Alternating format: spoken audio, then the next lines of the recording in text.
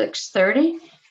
We have Councillor Jakes and Councillor Dave Myett absent. All other members are present, and you may begin. Okay, thank you, Linda. I'll call to order this committee of the whole meeting of the Council of the Town of Saugeen Shores, and welcome all members of the committee and welcome all members of the public who are joining us by the live stream this evening. We're glad that you're with us. The second item on the agenda is disclosures of pecuniary interest and nature thereof. I'll ask any members if you have one of those you'd like to declare at this time. Seeing none, of course, you can do that anytime if you need to. We have no additions, deletions, or amendments to the agenda.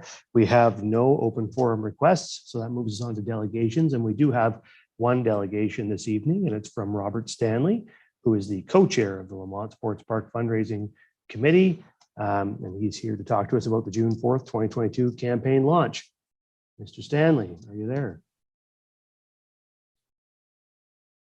There he is. Thank you to Mayor Charbonneau, Deputy Mayor Matheson, Vice Deputy Mayor Myett, distinguished councillors and Saugeen Shores staff in attendance.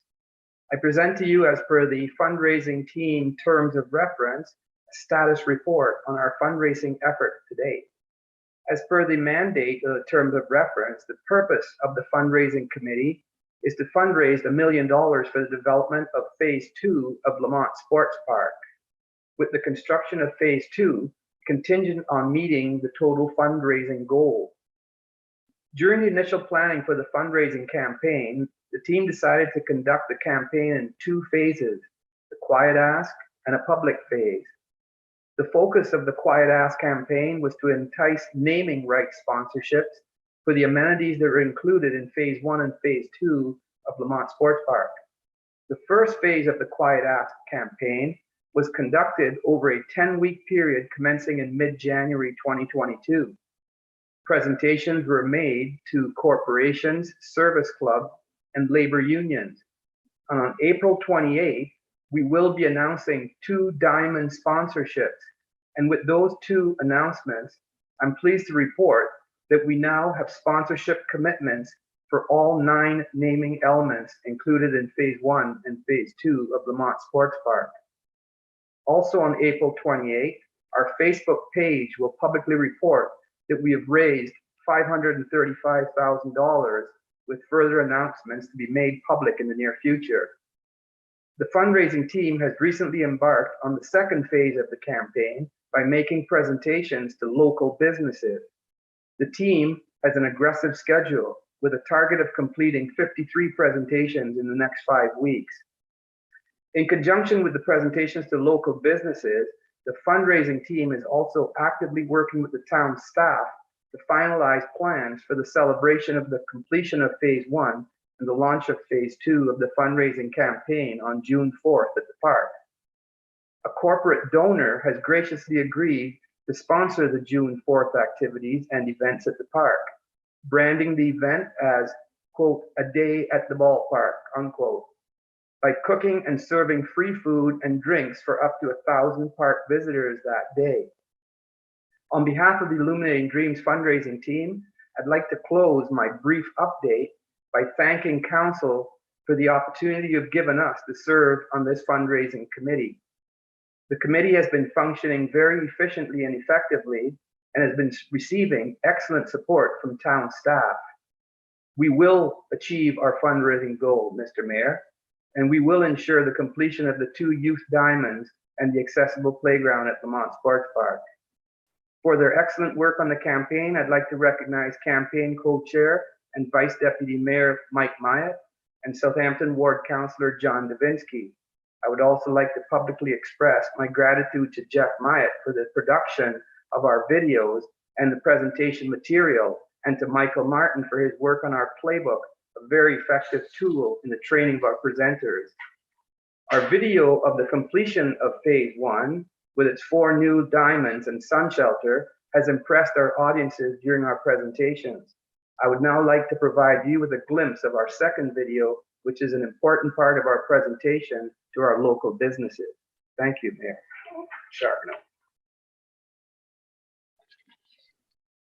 Sure, thank you. So we are, you have, oh, there it is. I see the video now. Very good.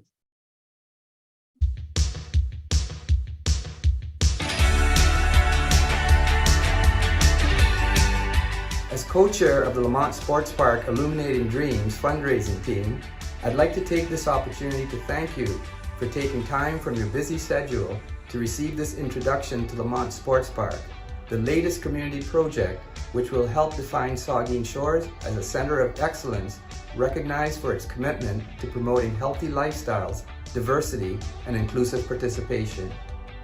Saugeen Shores took a major step towards making Lamont Sports Park a reality when Council adopted the 2016 Recreation Master Plan and its recommendation that identified the need for 11 baseball diamonds in our community, when the current availability was 7 at the time, a shortfall of 4 diamonds.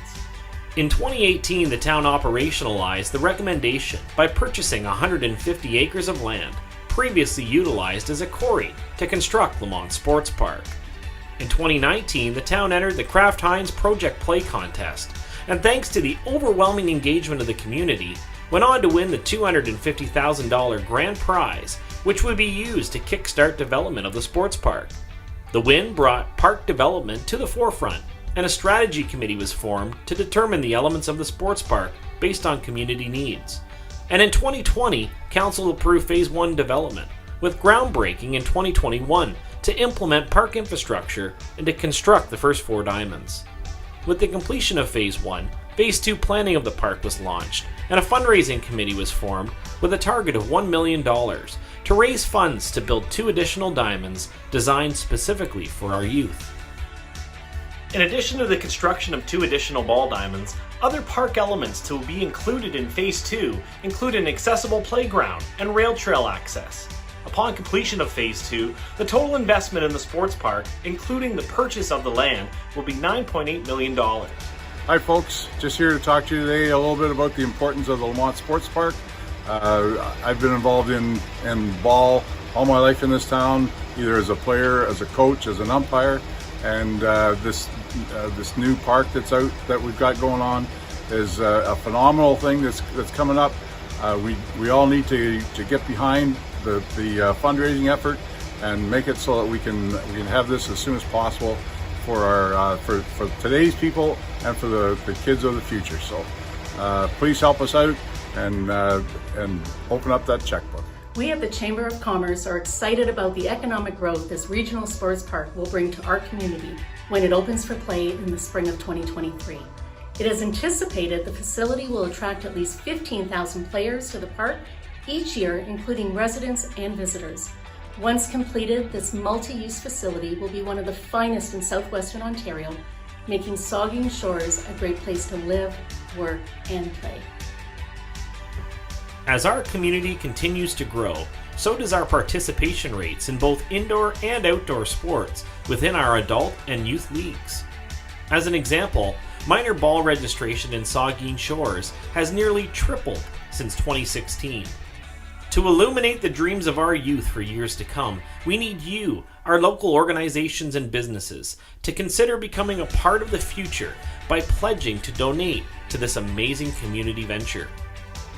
Please consider becoming a partner in the development of Phase 2 at the Lamont Sports Park, and in particular the 2 youth diamonds, by becoming a home run donor.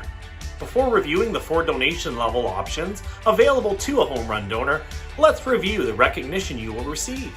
Our fundraising team, on behalf of the municipality of Saugeen Shores, offers the following forms of recognition as approved by Saugeen Shores Council. Your business will be acknowledged as a home run donor with a 4x8 UV banner hung on a designated diamond for a term consistent with one of the 4 donation levels. Your business will receive recognition via a formal check presentation and press release, along with town social media posts, and will have a lifetime recognition on the permanent donation board located at the park. Further recognition includes your business name included on the 2023 park opening ceremony banner and opening ceremony media advertisements. You will also receive a charitable receipt from the town of Saugeen Shores for your donation to the Illuminating Dreams fundraising campaign. The 4 home run donation options can all be made as either a lump sum payment or in annual installments over a 5-year period, commencing in either 2022 or 2023. The solo home run $10,000 donor will include 5 years of banner hanging rights on a designated ball diamond to allow both local and visiting players, their families, and spectators who will enjoy the use of each of the 6 new diamonds at the park the chance to recognize the donation that you have made. Our 2-run home run option is $20,000 and includes 10 years of banner hanging rights at the park.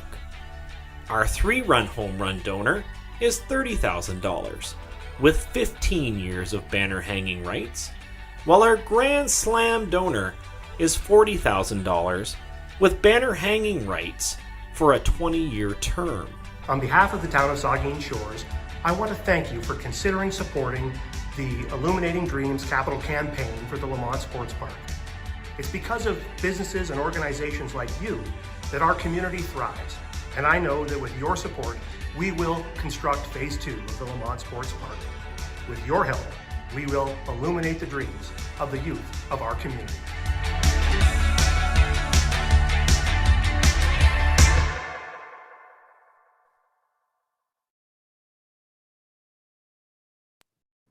Oh, well, thank you very much for that. That was really, really outstanding. A great video and a great presentation. Thank you, Rob. And I'll ask if there are questions or comments from members of the committee. We'll start with the Deputy Mayor.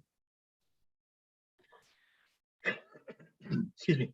Thank you, Mr. Mayor. And through you, Rob, I just want to say thank you and congratulations to you, Vice Deputy Mayor Myatt, and the rest of the committee for the work you're doing.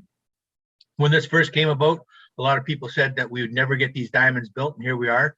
We have 4 already completed and ready to go in 2023, and another 2 on the way with the accessible playground, which will be second to none. The walking trail that'll get people to and from there, reducing vehicular traffic going in and out. This is going to be a one-of-a-kind facility. So thank you to you and all the work that you and your group have done. Thank you. Absolutely. Further questions or comments? Councillor Grace. Thank you, Mr. Mayor.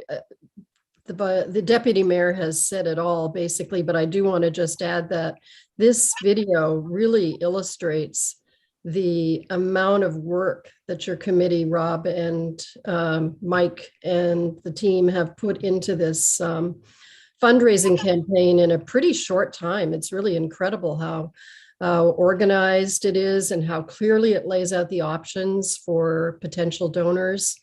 And the visuals that show people what you've achieved so far and what's coming. So thank you very much for the presentation and all your hard work. Thank you. Yeah, the Vice Deputy Mayor. Yeah, thank you, Mr. Mayor. And I just want to, echo thank you, Councillor Grace and Deputy Mayor Matheson, and Robert's done a tremendous amount of work here. And he mentioned Michael Martin and Jeff Myatt, who's done all the video work, and the rest of the committee. They're all out making presentations in the next week, 2 weeks, 3 weeks, and Councillor DeVinci's got 8 or 9 contacts to make, and he's going to be a busy guy. And the rest of the committee are all out making presentations for this $10,000 ask. And I just can't say enough the good work that all the volunteers are doing. And Robert said earlier, we will raise that $1 million, and in short course, we hope, and get those 2 youth minor baseball fields built, accessible playground this fall or next spring. And I think Councillor Matheson mentioned one of a kind facility, and it is, and it will be. It's going to be, I said Councillor, I meant Deputy Mayor Matheson, sorry. And, but it's going to be a one of a kind facility. And we're just looking forward to that ribbon cutting ceremony in May of 2023 and get these next 2 diamonds built. So thanks again, Robert, for all the great work you're doing. My pleasure, Vice Deputy Mayor. Very good. Councillor Smith. Thanks. I would just like to echo the sentiments that have been made thus far, and also just make mention of the recollection that the video brought to the Kraft Heinz Project play. And I hope that the energy that was portrayed in the video is what's brought forward into the June 4th event. I know it's going to be a great event, and having the opportunity for up to 1,000 people to come out and really celebrate the opening of the campaign, I think is a wonderful initiative. And I look forward to seeing everyone there and opening their checkbooks, as someone may have said on the video. Yeah. Absolutely. Any further questions or comments? Yep, the Deputy Mayor.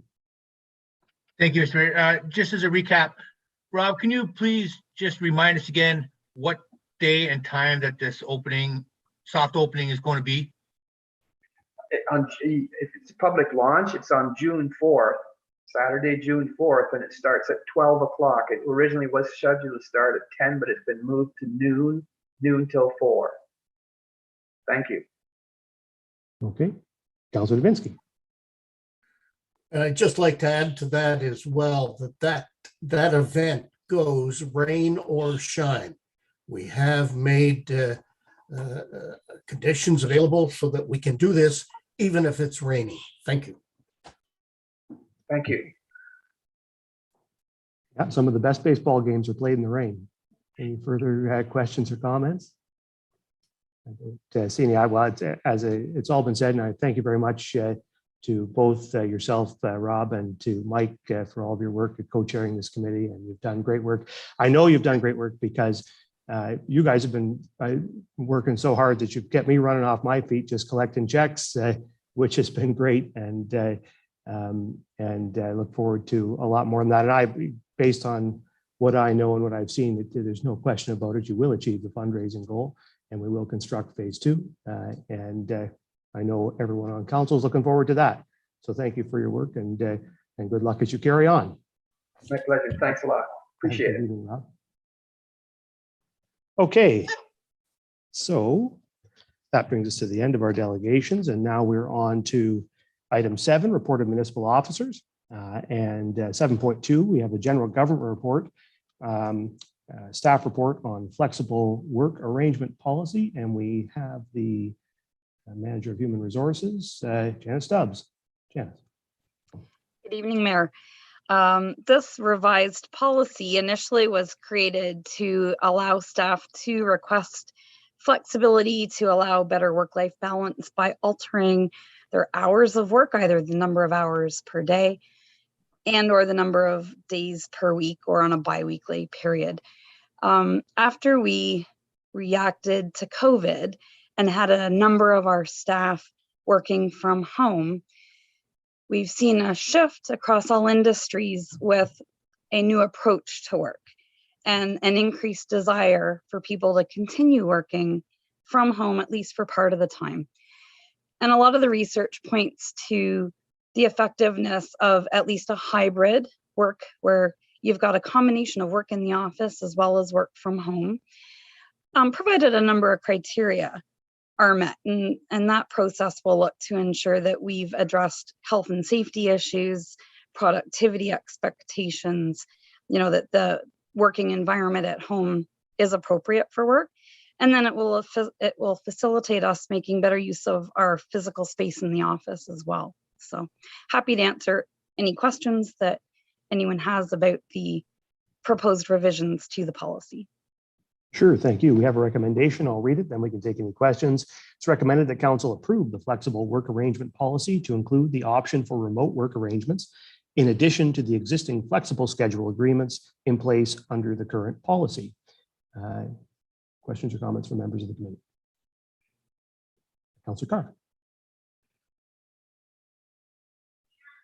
Thank you, and through you, Mr. Mayor, I guess to you, Janice. I'm just curious, in the policy itself, I see the review date is in September 2023. Is that something that is just going to be an internal review, or is this going to be something that will be brought back to council? I guess what I'm alluding to here is it more of a trial run again here that we're going to continue to look at, that we can have this brought back to us when this review is done, or is this a permanent change you're looking for? That's a great question through you, Mayor. The review cycle is based on what's been established already for the policy. So we regularly review every policy and make sure that there aren't needs for revisions. And if there were any significant revisions that were outside of the scope of the CAO to authorize, they would be brought to council. But there isn't a specific plan to have this as a trial period. I would say that we consider this recent COVID pandemic response a pretty good trial of the remote work experience. Okay, thank you. The Deputy Mayor. Thank you, Mr. Mayor. Through you, Janice, will there be any financial costs associated with this? Will we have to supplement internet or any workspace materials? Thank you for the question through you, Mayor. No, the expectation will be that any costs associated with the request to work from home will be borne by the employee. And the availability of reliable internet is one of the questions that will be asked through the procedural process to evaluate whether the request is going to be approved or not. Okay, Councillor Smith.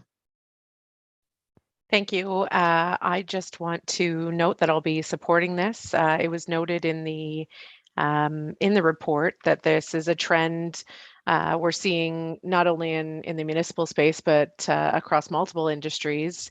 And I see it as a way to not only recruit new employees, as was mentioned in the report, but also to retain, which is something we certainly focus on here in the town of Saugeen Shores, to retain our good talent and keep them happy with work-life balance. And if this is an opportunity to provide that for those who are interested, you have my wholehearted support.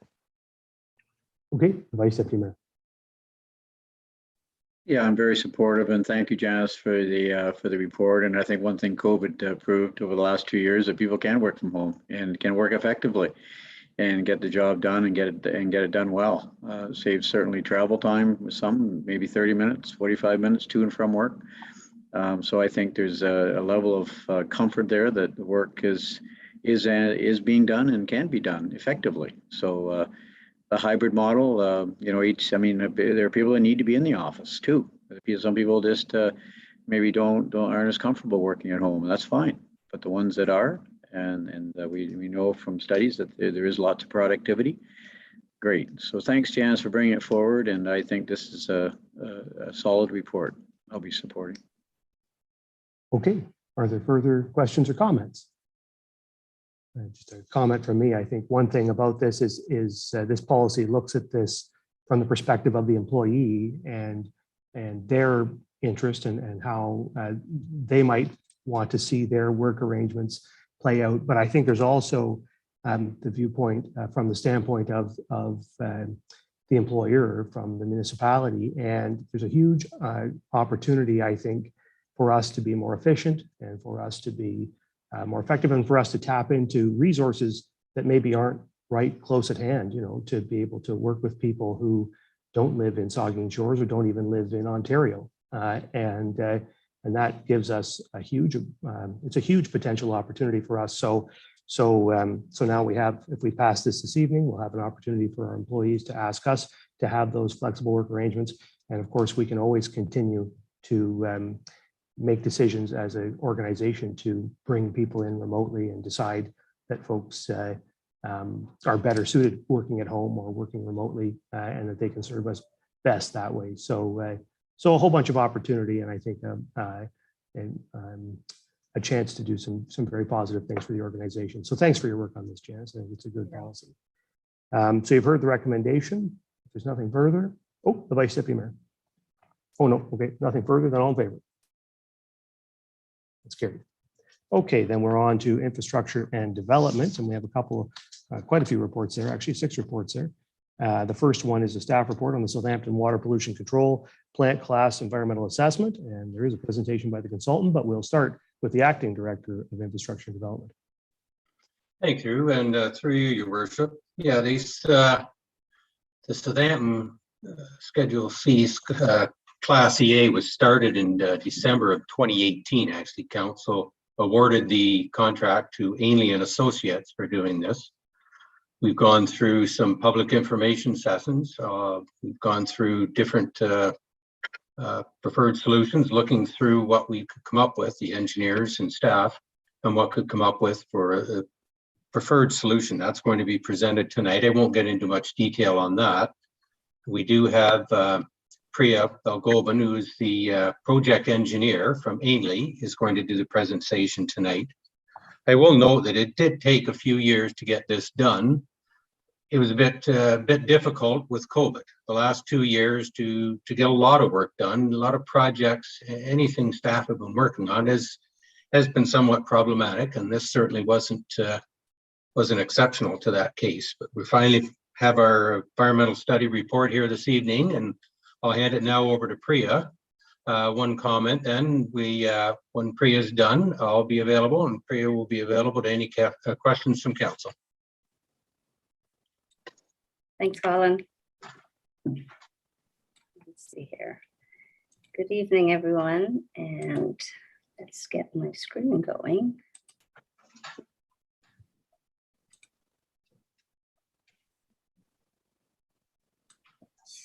Okay, you can see that? Yep, we can see it. Perfect.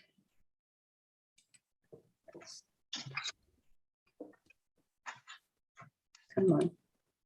All right, that's good. All right. Good evening, everyone, and welcome to this presentation on the Schedule C class environmental assessment for increasing capacity at the Southampton Water Pollution Control Plant. As Colin mentioned, Amy Group was retained to complete this Class EA to review alternatives to increasing the capacity of the plant to accommodate existing flows, allow for existing non-serviced areas to be serviced, and future growth within the Southampton community through the next 30 years. So that takes us to year 2049. The study area defined in this Class EA is the settlement area boundary for Southampton and includes the proposed development lands within the town's official plan. The study area is also the area in which any proposed alternatives would be implemented. So it includes both Southampton and Port Elgin. The class environmental assessment has up to 5 phases. The first 4 being the phases where the study is conducted, and the 5th phase being the implementation phase, where the recommended alternative is actually being implemented. And that's where we currently are with the Southampton WPCP Class EA. The first thing that was done in this Class EA was a condition assessment of the wastewater pollution control plant, the water pollution control plant. And that condition assessment showed that some capital investment will be needed over the next few years to address identified process restrictions, replace outdated equipment, update and modernize the plant to current standards to ensure that it continues to operate reliably. A key recommendation of the condition assessment was construction of a new headworks facility due to operational and performance issues with the existing system. The second task that was done in the study was a projection of population and flows. Based on the town's growth projections, Southampton will need enough wastewater capacity for approximately 40 new units per year until year 2041. Approximately 30% of those units will be infill and intensification within the community.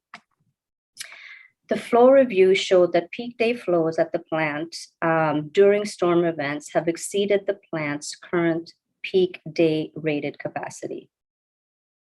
We've projected by the year 2049, the average day flow of wastewater to the facility will be 3,247 cubic meters per day. That's 205 cubic meters above the plant's current rated capacity. As I was mentioning with the peak flows, it's expected that the future peak day flows, especially during wet weather events, will greatly exceed the current rated peak day capacity. And this issue needs to be addressed for current and future flows. For the capacity assessment of the facility, we looked at the existing average day flow, which is 3,042 cubic meters per day. And as I mentioned, the peak day capacity is 6,084 cubic meters per day. The plant is performing well and meeting all its effluent treatment requirements for discharge into the Saugeen River. And the capacity assessment identified a couple of processes within the plant that make it difficult for the plant to achieve its current rated capacity. So the headwork system, again, it has capacity issues that limit the plant's ability to treat its rated capacity. The digesters and the sludge storage tanks also require additional capacity. They are undersized by approximately 60% based on the current ministry design guidelines. The processes that won't have enough capacity to treat the projected year 2049 flows are the grit channels, the UV disinfection system, the digesters, and the sludge storage tanks. So using the background evaluations that we did, capacity, condition, and flows, a problem opportunity statement was developed, and alternative solutions to addressing that problem opportunity were developed and evaluated. So the problem statement consists of three elements. The first element is that the existing plant will need condition-related upgrades to continue to operate safely. The second element is related to the peak flow management, as peak flow events need to be addressed as a priority in order to continue to support the growth and prevent potential plant bypasses. The third element was that in order to meet the projected year 2049 flows, an additional capacity of 205 cubic meters per day is needed at the plant. So an upgrade in capacity is needed. Many alternative solutions were evaluated to address the problem statement. The first one is the do nothing option, which is standard requirement of the Class CA. Second was limit growth. Third was reduce water demand. Fourth was reduce I&I. The fifth was to upgrade and re-rate the existing Southampton plant within the existing site footprint, basically within the existing site fence. The sixth option was to upgrade and re-rate the existing Southampton plant and have the expanded works occur on the town-owned plant land that is adjacent to the existing facility. Another option was to upgrade the Southampton plant and construct a new plant at a new site to treat future flows. Alternative 8 was to transfer all flows to the Port Elgin plant to meet total future flows from both communities, expand the Port Elgin plant to be able to treat that additional flow, and decommission the Southampton plant entirely. The final alternative evaluated was to upgrade the existing Southampton plant, transfer partial flows to the Port Elgin plant, and expand the Port Elgin plant to accept those partial flows. Of those alternatives, alternative 5 and 6 were evaluated and approved for further evaluation in phase 3. So phase 3 of a Class A further defines and refines the alternatives carried through from phase 2. That was my previous slide. And it performs more detailed evaluations of those alternatives. The phase 3 design alternatives also had 3 elements. One was related to meeting the peak flow projections for year 2049. The second element was related to evaluating technology options for the headwork system. And the third was related to where the expanded facilities would be located. For peak flow management, the 2 options evaluated were to re-rate the plant's peak flow capacity from 6,084 to 9,270, which was our projected peak day flow for year 2049. This would also require a modification of the oxidation ditch to meet the year 2049 peak day flow. The other option was to construct a peak flow equalization tank to manage these flows. For the headworks facility technology evaluation, for screening works, the coarse screens versus fine screens were evaluated. For grit removal, we looked at grit channels, detritus tanks, vortex grit chambers, and aerated grit tanks. For the facility, the location of the expanded facility, as mentioned before, we had looked at constructing all of the new facilities within the existing site footprint, or expanding and using some of the wooded area to the south of the existing site. The preferred alternatives for these elements were, for the peak flow management, the preferred alternative was the peak flow equalization tank. The Technologies chosen for the headwork system were core screens in the vortex grid chamber. For the location, the preferred alternative was expanded in the wooded area to the south of the existing site.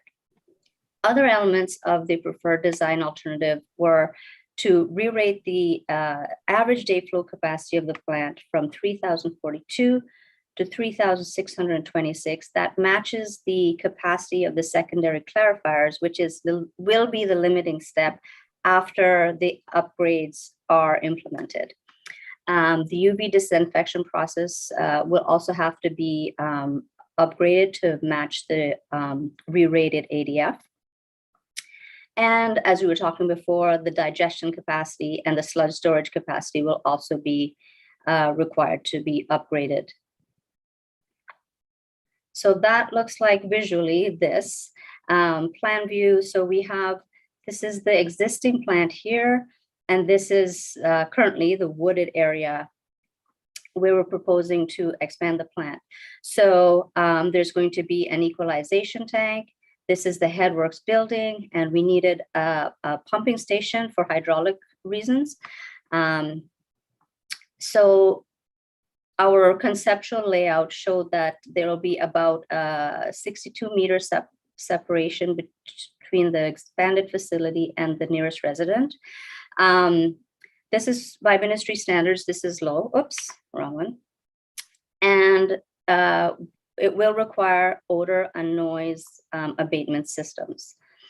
All new structures are recommended to be covered, like no open tanks, so it prevents fugitive odors from occurring.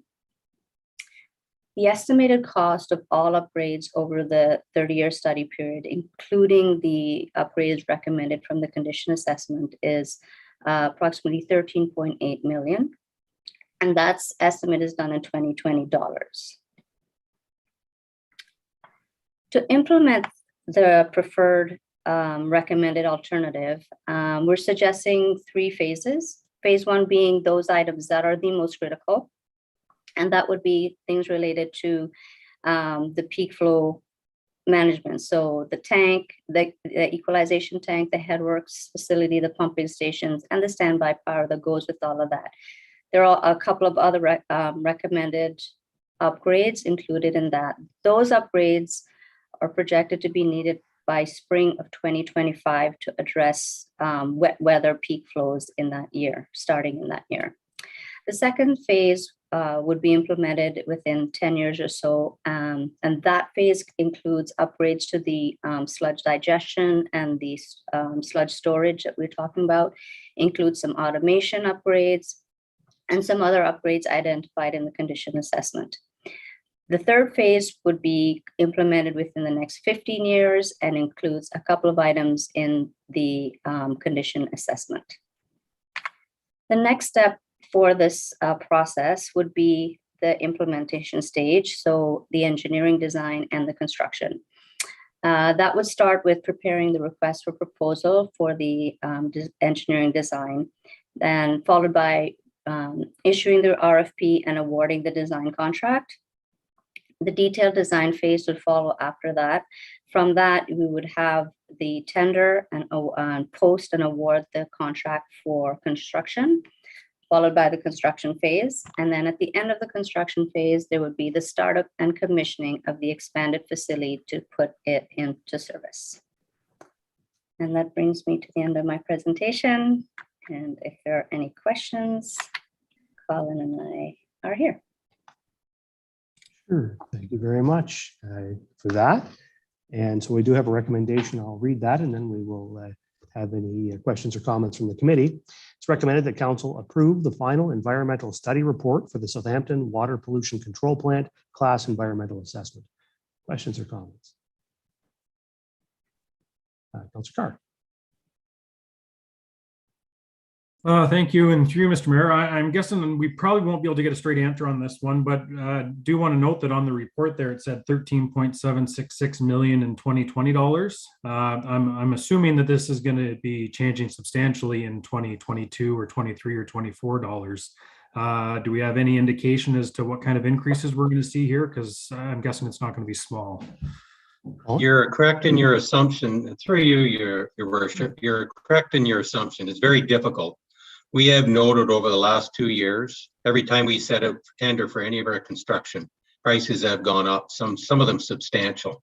We'll have a better idea once we have the engineering done. Then we'll have estimates at that time, but I would suspect we're going to go up. It's hard to guess. We could be 10, could be 20%, could be 25%. Very difficult, Councillor, to estimate on that one in this environment we're in now. Yeah, totally understand. Thank you. Thank you. Further questions or comments? Vice Deputy Mayor.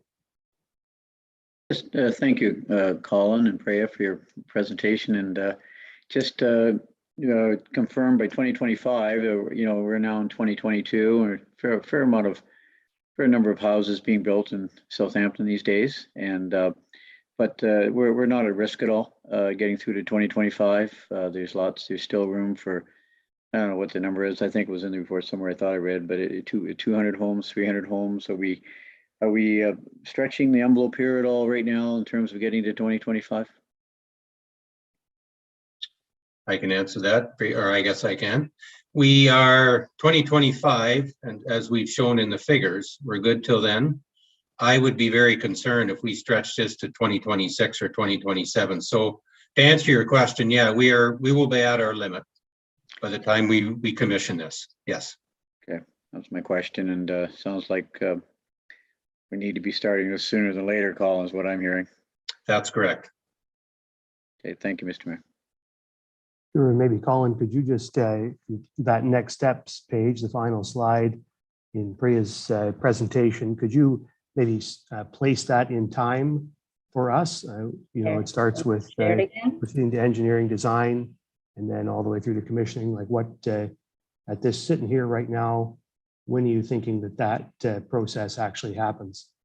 We're starting that now, actually. Staff has started working on the RFP. So what we have to do now is hire an engineer to do the next step. So we're close to being done the RFP. I'm hoping we could have it posted, and we're going to say 4 to 6 weeks. Then it'll be a matter of evaluating and hiring the engineer and then starting that process with timelines in it. We have to put timelines in for the engineering, the design work, when it will be done and when we can tender, just for the fact that we have to have this construction done by 2025. And I'm kind of estimating, and along with Priya, we've been talking about this, and we think it could be upwards of 18 months to do the whole work. So that next process would start in, say, 4 to 6 weeks. By the end of the summer or fall, I would hope, or into the winter, we'd have the engineering done and put a tender out for construction. And that's when we'll have a far better idea of what our costs are going to be too. You're anticipating that council will be able to make some decisions in the 2023 budget about constructing phase 1. Is that the plan? That's my plan, Priya. I know you're not a part of that part of the process, but in your experience, my plan is we would be able to put this in the 23 budget. Yes. That seems reasonable. Yes. Oh, that's good news. Are there any other questions or comments from members? Councillor Davinsky. Oh, you're on mute there, John, still. I'm not on, am I? There we go. There you go. Thank you, Mr. Mayor, and through you to Colin or Priya. From the report, I've extrapolated a few things here. Replace outdated equipment, upgrade and modernize the plant to current standards to ensure the plant continues to reliably meet effluent requirements. Are we not up to current standards right now? I can answer if you'd like, Colin. Sure. There are certain elements in the plant that are quite old. And when we say replace outdated equipment, they are at the end of their service life. Every piece of equipment has a recommended number of years that it should be in service before you should consider replacing it. One of the areas of the plant that is when you talk about modernizing and not up to current standard is, and it often is the case, is the SCADA, like the control system. So the plant, lots of modern plants have a control system where you can monitor all of the systems and the processes, and you can even control some things and adjust. And this plant system is very, for lack of a better word, antiquated. And that's really what we're getting at with update to current standards. Through you, Mr. Mayor. And that's fine, but is it working now? You know, we have some tragic history in this area when it comes to drinking water in Walkerton. So when people hear of these things, they get a little antsy about it. Is it reliable now? I can answer that one through you, Your Worship. I'll throw some figures out for you. What we have regulated by the Ministry of Environment is effluent quality. Three things we look at is total suspended solids, biochemical oxygen demand, and then total phosphorus. Our limits are 25, 25 for the TSS and the VOD. Our recommended or preferred is 15 and 15. Our plant regularly brings effluent out at levels of 2, 3, 5, maybe 6 or 7.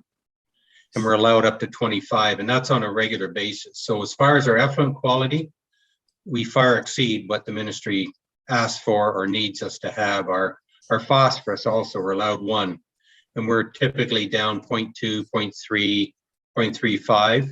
So as far as effluent quality, absolutely. The plant is running well under what we're allowed from the ministry. I think what we're alluding to, and as Priya has discussed, we have to still look to the future and where we're at. Part of the plant is getting antiquated, so we have to start looking in that direction. So not just the addition part, but we do have to work at equipment as well for upgrading. May I continue, Mr. Mayor? Sure, yeah. Another recommendation of the condition assessment is construction of a new headworks facility due to operational and performance issues with the existing system. What are these operational and performance issues, or is this the same as the first question I asked? I can answer that, Colin. So the screens are a manual screen. The operators have to go and manually scrape all the gunk off of the screen and then into a bin. And if you imagine, especially when peak flow events, there's so much more water coming into the system. Those screens get plugged up so much faster. And so it's hard for the operators as well to keep up with that.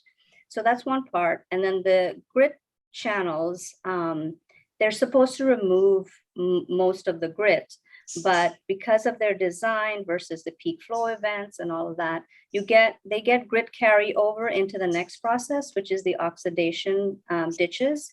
So the operators have to regularly empty the ditches and then clean out the grit flow over that has spilled over into that system. So in addition to the capacity issues that we've identified with the headwork system, there are also these operational issues that have caused us to recommend that a new headworks system would be a really, really necessary addition to this plant. But at this point, it's not concerning, is it? As far as the work that the pollution plant is doing? No, as Colin mentioned, the plant is performing extremely well, far surpassing its effluent limits. These are operational challenges that add costs and downtime to the plant and could be improved in the future. One final question, Mr. Mayor, if I may. The sludge digesters and sludge storage tanks require additional capacity as they are under capacity by 60% based on current ministry guidelines. Is that a problem for us that we should be addressing right now? I can also address that if you'd like, Colin. Yep. Okay. So the digesters and storage facility were constructed and designed before the current ministry design guidelines were in place. So they function, and they are function adequately. Mind you, it takes a little bit of magics from your operations staff, and they have been really doing a fantastic job of balancing everything and managing the flows that they get. But the current ministry design standards show that the existing design for those two systems is under capacity. So the thing is, your system is grandfathered until such time as you change it, as you start altering it, and then you lose your grandfathering and you then have to upgrade to meet the current standard. So that's where that recommendation comes through. Okay, thank you very much. Thank you, Mr. Mayor. Sorry for taking so long. No, that's good. Thank you for your questions. Are there further questions from members? I think I guess I have one question and a comment. I'll start with the question. Colin, we have a wastewater financial plan, and I wonder to what extent have we predicted this work in the current financial plan? We have the wastewater financial plan goes up to 2025, 2024. We have in it $500,000 each year until the 2024 year, in which case we have $7 million in it exclusively for this project. It adds up to close to $10 million. So that, when the plan was put together, that would have taken care of phase one. As Councillor Carr has alluded, we've got some crunches as far as new pricing. So we'll know that won't be enough. We're going to have to deal with that. But really, we can't do much on that until we have the engineering done and then have estimates. So we have a little better idea of where we're at, and staff can bring that forward in the 2023 budget or even after 2024 budget. Sure. Okay. And I guess my comment is just to maybe put a point on what Colin and Priya have been saying.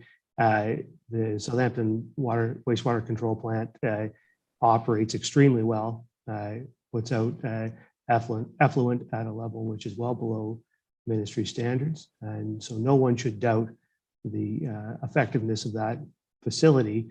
It's an older facility, but it's working very well. And part of why it's working well, and the other point that should be restated, and I think Priya mentioned it, the reason why, a big chunk of the reason why it's so effective is because of the people who are working in it.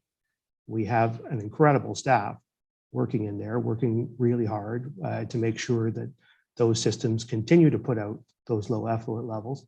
And they're very good at what they do, quite clearly. So, we always need to be investing in all of these facilities, particularly as we're growing. And that's why we're planning now to do that work. And I know we will do this work and ensure that that plant continues to operate as effectively as it has, and maybe make it easier to operate for those great folks who are there working for us every day. So I certainly support the recommendation. I appreciate all the work, and we'll look forward to seeing the implementation phase of this come forward over the coming months. So you've heard the recommendation. If there's no further questions or comments, then I'll ask all in favor. That is carried. Thank you very much.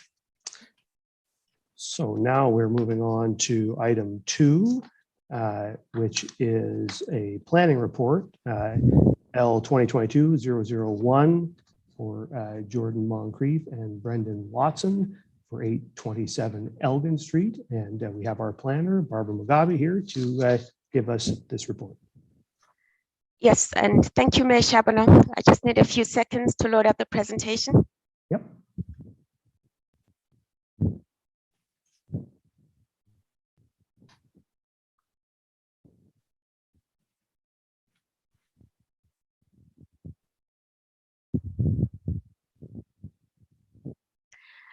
Yes, so this is an application to amend the local official plan as it relates to the property 827 Elgin Street in Port Elgin. This site is within an established low-density residential neighborhood.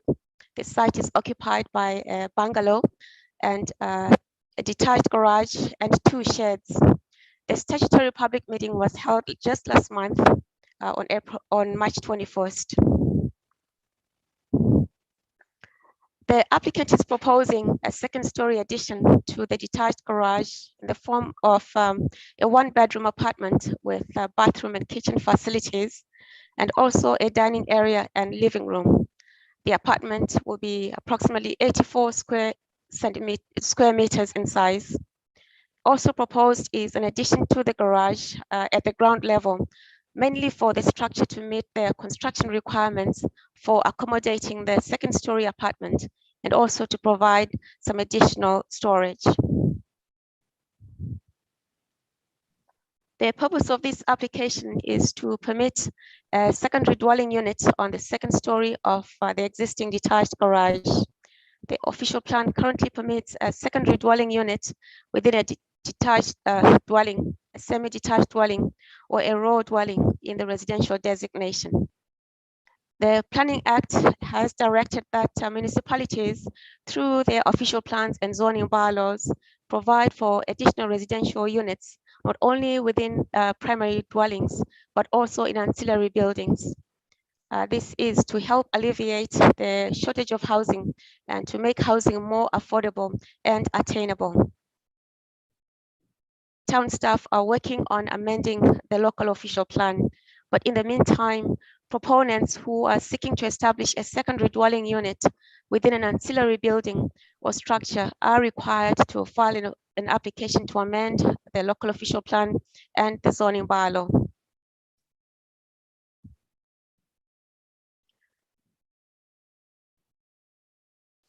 So should committee approve this application, we touched briefly during the public meeting as to what the next steps should be for the applicant, because he has not filed the required zoning application for this proposal. The applicant had actually requested that the town waive the requirement for a zoning application, and this request was made given that the town may soon allow as of right additional residential units within ancillary structures.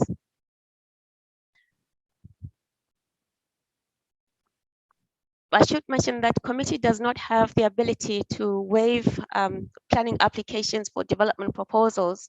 I should also mention that an application cannot be permitted or cannot get a building permit if it does not comply with the zoning amendment. So in terms of the possible options for the applicant, the first option would be to wait for a town-initiated zoning amendment to permit the use. The second option is to file an application to amend the zoning bylaw in relation to this specific site. The applicant had also requested that if you could probably file a minor variance application to address the proposal from a zoning perspective. Well, the minor variance application would not be a straightforward approach. The proposal must meet all the 4 tests of a minor variance. The first one being, does the proposal meet the intent and purposes of the official plan? The second one is, does the proposal meet the intent and purposes of the zoning bylaw? The third one is the proposal desirable and appropriate for the use of the land, the building or structure? Then the last of the test is the application minor in nature? Filing a minor variance application under section 45(1) is not a straightforward approach. A proposal that fails one or more of the tests cannot be approved. I think the challenge might be with respect to test number 2 and test number 4. I think to put forward an argument that the proposal meets the intent and purposes of the zoning bylaw does not hold water in light of section 2 of the zoning bylaw, which specifically states that an accessory use shall not be used for human habitation. And also in light of section 3.38.4D, which specifically states that secondary dwelling units must not be in a standalone structure. So arguably, these provisions in the zoning bylaw strongly suggest that it is not the intent of this zoning bylaw for there to be human habitation within accessory structures. I should also emphasize that a minor variance cannot add a use that is not permitted by the zoning bylaw. I've also looked at section 45.2, and which is other powers of the Committee of Adjustment. The committee may permit the use of a building or structure for a purpose that is similar to the purpose for which it was used on the day the bylaw was passed, or is more compatible with the uses permitted by the bylaw than the purpose for which it was used on the day the bylaw was passed. That's if the use continued until the date of the application to the committee. I don't think this proposal fits this scenario. And the reason I say that is because a building permit was issued for a detached garage, and that has been the function of this structure. The proposal would not replace this function. It would add an additional use to the garage or parking function. A secondary dwelling unit is not a similar use to a garage and is not more compatible. Is not a more compatible use of an accessory structure than the current use, which is parking. And still under section 45.2, where the uses of land, buildings, or structures permitted in the bylaw are defined in general terms, the Committee of Adjustment may also permit the use of any land, building, or structure for any purpose that conforms with the uses permitted in the bylaw. Although an additional dwelling unit is a permitted use in the R2 zone, the zoning bylaw clearly spells out where it is permitted, and that is within the primary dwelling. It is also very clear and explicit in the zoning bylaw that the use cannot be in a standalone structure. I think if you were to go by the letter and spirit of the zoning bylaw, it really was not intended for that a secondary dwelling unit would be permitted within an ancillary building or structure. I think the zoning bylaw does need to be amended to shift its intent relative to secondary dwelling units and accessory structures. I'll just speak to the public comments that we received from the neighbor to the east. So the Panets, they have raised a few concerns. Some of them are not really planning related, and we'll probably just forward them to town staff. Maybe the building department or the bylaw enforcement officer might be able to assist them. But the first of the comments is they are concerned that the measurements submitted by the applicant may not be accurate. This is in respect to the east lot line. They erected a fence on their property and not on the common lot line. So they would like for the applicant to verify their measurements. So instead of holding up a decision on this application to amend the official plan, I think that this concern should be addressed in a subsequent planning process to address the zoning matters. They've asked for what the required setback is for the applicant's garage to the east lot line. The answer is that the current garage is less than 60 square meters, so the requirement is 1.2 meters. I should also add that should the application get approved and the addition is built, then that structure would be over 60 square meters, so it would need 1.5 meter setback to the east lot line. The next concern is they are requesting that there be no windows on the east side of the proposed secondary dwelling unit, so that the person in the unit does not peer over into their property. I think again, this concern should be considered in the subsequent planning process to address the zoning matters. Then the question about specifying that only the father can live in the unit, and the question about is this a temporary unit? What happens in the future when the father is not there, when they rent the unit to other people? The short answer is that the zoning bylaw regulates land uses and not users of a property. And then with respect to the existing garage being on a slab and possibly not being able to support the secondary story apartment, if the foundation has to be modified, will construction affect their property? I think this question should be posed to the building inspector. He might have an answer for them.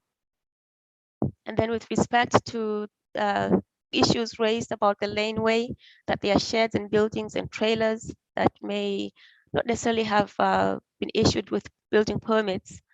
Again, I think this is a matter to be addressed by the building inspectors.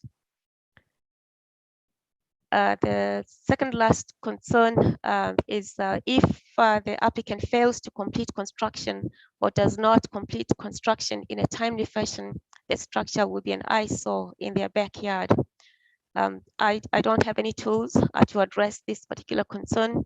Again, I'll forward it to the building inspector in case there's some provisions in the building code that may help respond to that question. And the last of the concerns is that the garage apartment will affect the resale value of their property. Well, our hands are tied because the Planning Act has directed that ancillary secondary dwelling units be permitted in ancillary buildings. So just as a summary, this official plan amendment application is seeking to permit a secondary dwelling unit on the second story of an existing detached garage. The official plan currently permits a secondary dwelling unit, but only within a detached dwelling, semi-detached dwelling, and a row dwelling. This proposal is consistent with the provincial policy statement and conforms to the county official plan. Planning staff recommends approval of this application. That concludes my presentation. I'll be happy to take questions if there are any. Thank you. I'll read the recommendation. It's recommended that council approve official plan amendment number L 2022-001 for the lands described as 827 Elgin Street, and that the bylaw be forwarded to council for adoption and to county council for approval. Questions or comments from members of the committee? Councilor Grace. Thank you, Mr. Mayor, and thank you, Barbara, for the report. I guess this is probably for Jay, and I think we've asked this before, but I just wanted to review it. Do you have an estimated timeline of when we might be changing our zoning bylaw to allow this, in a broader sense? Yes, I do have a better timeline than I maybe had before, but we've applied to the county to amend our plan and our bylaw. They're actively processing the file. We anticipate a meeting tentatively for June, and council can choose how they want to manage that after that public meeting. Great, thank you. Okay, further questions or comments? Vice Deputy Mayor and then the Deputy Mayor. Mine's just really a comment, Mr. Mayor. I'll be supporting the recommendation. We've talked about the need for secondary dwelling suites in this community and creating additional rentals. And I think this is a good example of what can be done in our community, and without too much hardship for the area residents. I think it's something that there's a need for. I'll be supporting the recommendation. I think it's a good thing. Okay, thank you. The Deputy Mayor.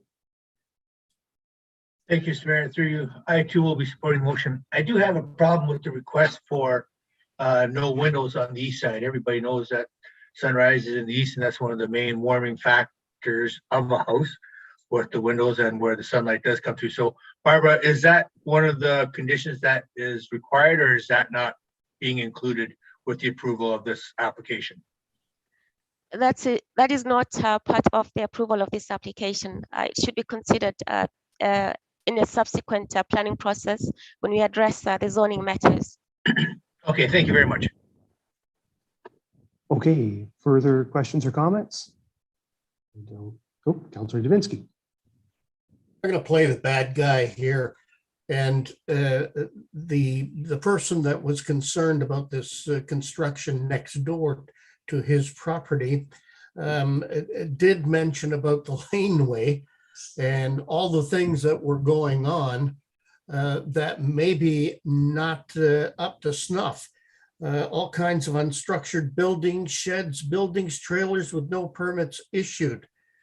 I wonder, has the town been down there to see that? I don't know who to do it, to address it to. Has the town been down there to see this? And has there been any action taken? Jake?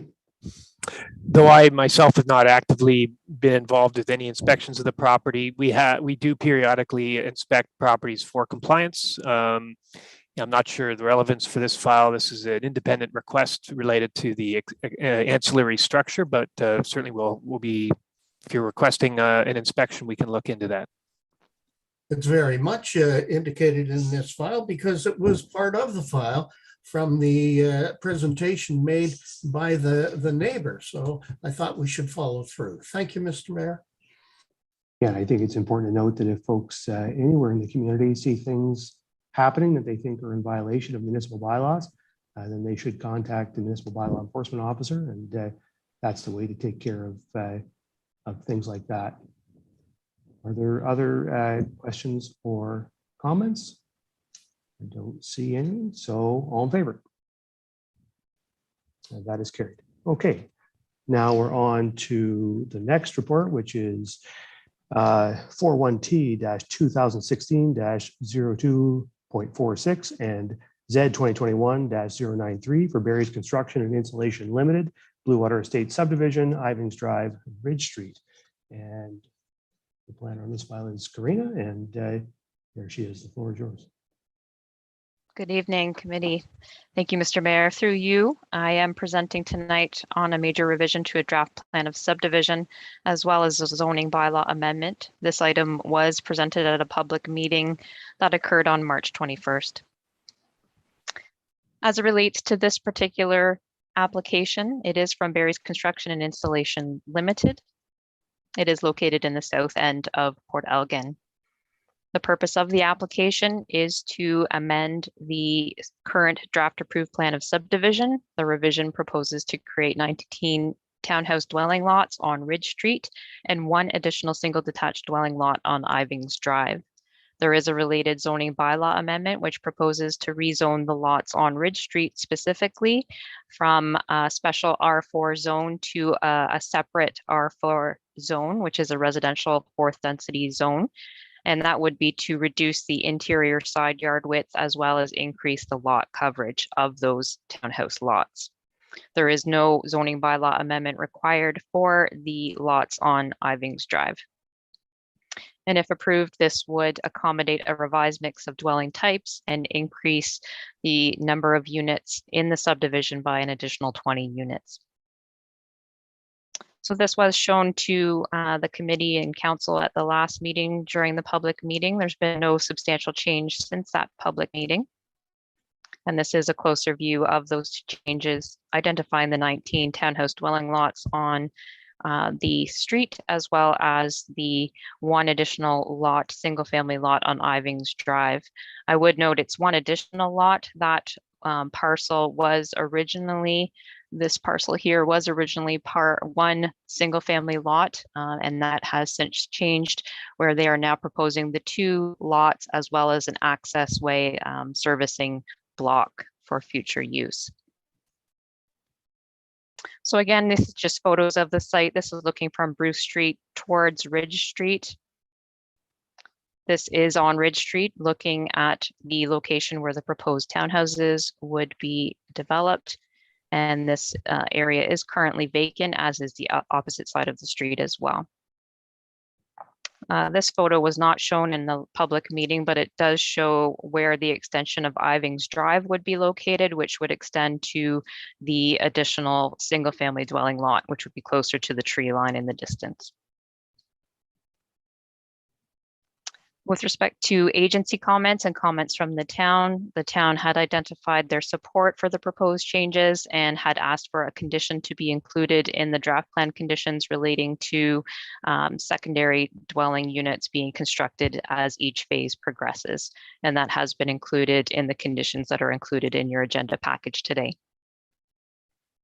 We also received comments from the Bruce County Transportation and Environmental Services Group, the Historic Saugeen Métis, the Bruce Grey Catholic District School Board, and the Saugeen Valley Conservation Authority, who identified no concerns with the proposal. We did also receive a letter from the Blue Water District School Board, who had asked for conditions to be included in the revised draft conditions of approval, and those are standard conditions from the board at this time. With respect to public comments, at the time of the public meeting, the county was not aware that there were public comments on this application, but we were later advised that an applicant had sent a letter by mail, which did not arrive at our offices. And so we have a copy of that letter now, which is included with your agenda package. That neighbor, Mr. William Clayton, lives at 312 Ridge Street, which is close by this proposal. He did identify concerns with respect to compatibility. Specifically, he wrote that the proposed townhouse dwelling lots would not be in keeping with the character of the street. All of the homes that are currently existing on Ridge Street are single detached homes. And the neighboring landowner had suggested that perhaps these townhouses be located elsewhere within the subdivision. With respect to those comments made on compatibility, the area where the proposed 19 townhouse dwelling lots are proposed is block 259 in the existing draft approved plan of subdivision. And block 259 is already zoned an R4 residential fourth density zone. And that zone does permit a variety of dwelling types, including townhouses. And so townhouses are already a permitted use in that block. The applicant is just seeking to orient those townhouses onto Ridge Street to take full advantage of the street frontage in that location. The proposed townhouses will also offer a transition between the single family homes that will be constructed on the opposite side of Ridge Street. There will be the buffer from the front yards on both the single family homes as well as the townhouses and the road separating them. And that will provide a transition between the single family homes proposed and the higher density that would still be maintained in block 259, which is still intended for a higher density development as well. I would also note that the surrounding neighborhood is already characterized by a mix of dwelling types, which includes single family and townhouses amongst those uses. And so it is considered compatible with those. So in summary, the applicant is looking to revise the draft approved plan of subdivision to add an additional 20 units. And the related zoning bylaw amendment is to amend those lots, specifically the area with the townhouses, to allow for a reduced interior side yard width as well as an increased lot coverage. And the recommendation is that committee recommend that council provide direction to the County of Bruce, who is the approval authority for draft plans of subdivision, that it be approved in accordance with the conditions that are attached to your agenda package. And that committee also approved the zoning bylaw amendment, which is also provided for your review. That concludes my presentation. I'm happy to take any questions. Thank you, Karina. I'll read the recommendation. It's recommended that council provide direction to the County of Bruce Approval Authority to approve major revision to draft plan of subdivision 41T 2016-02.46 in accordance with the modified conditions of draft plan of subdivision approval attached, and that council approve zoning bylaw amendment Z 2021-093 as attached, and the bylaw be forwarded to council for adoption. Questions or comments from members of the committee? The Vice Deputy Mayor.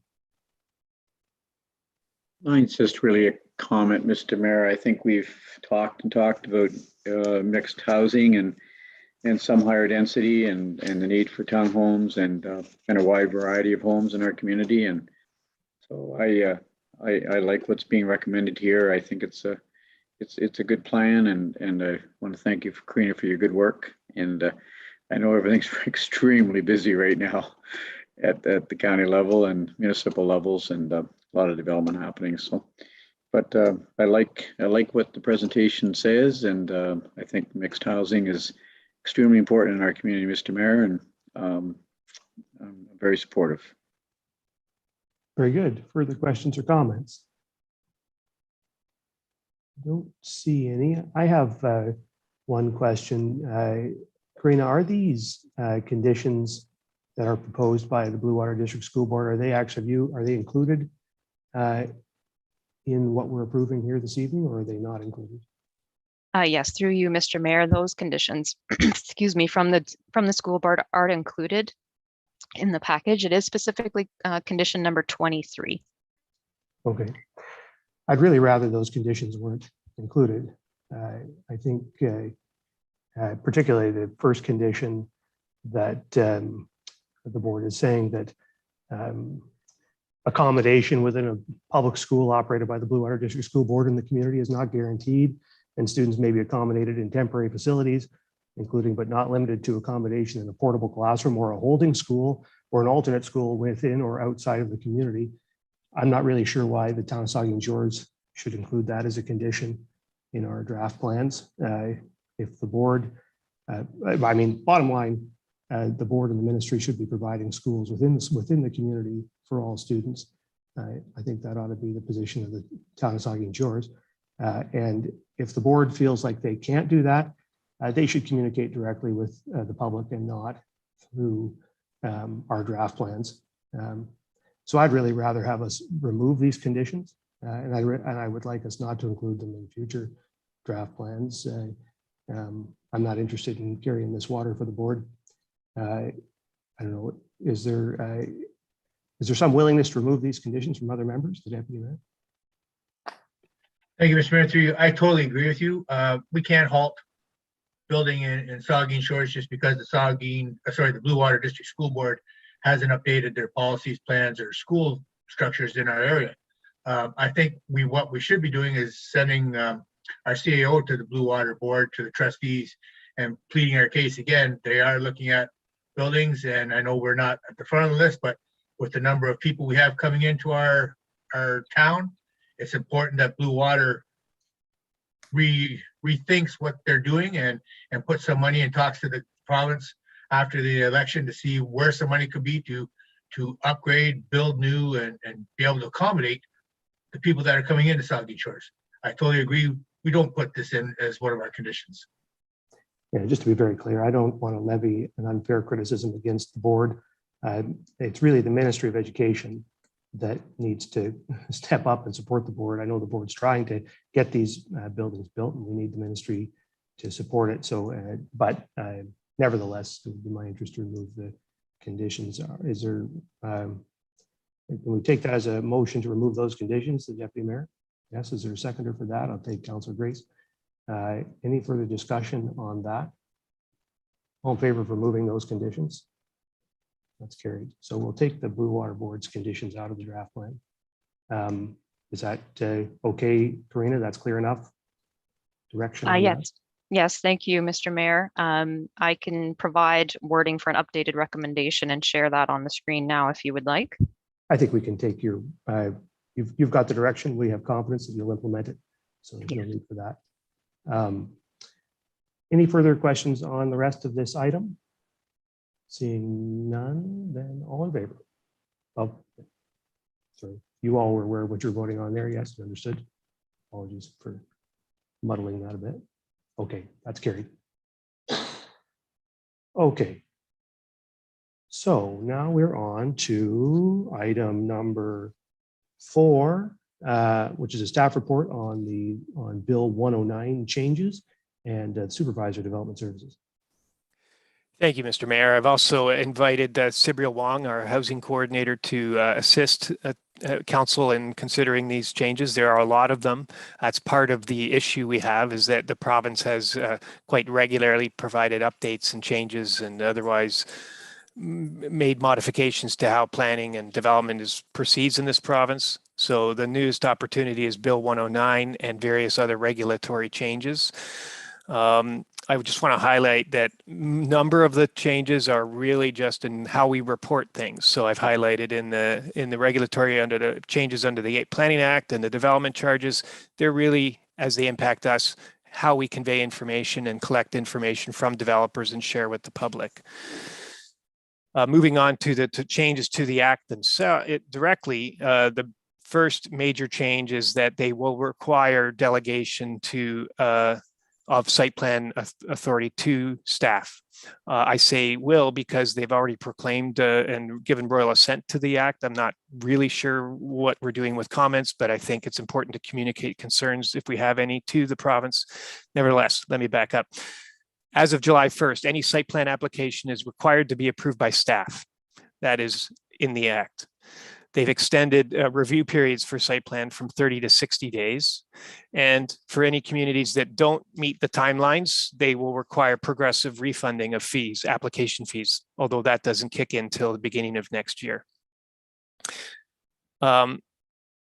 This is a new approach for the town, and although it's something that's been on the horizon, delegation of authority to ensure timely and speedy approvals, it's certainly not on our terms. We'd like to see how site planning can be done that meets the needs of the community, but it's being imposed on us.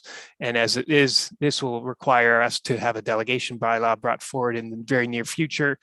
And what does it mean, I guess? How does council communicate its concerns in such a way?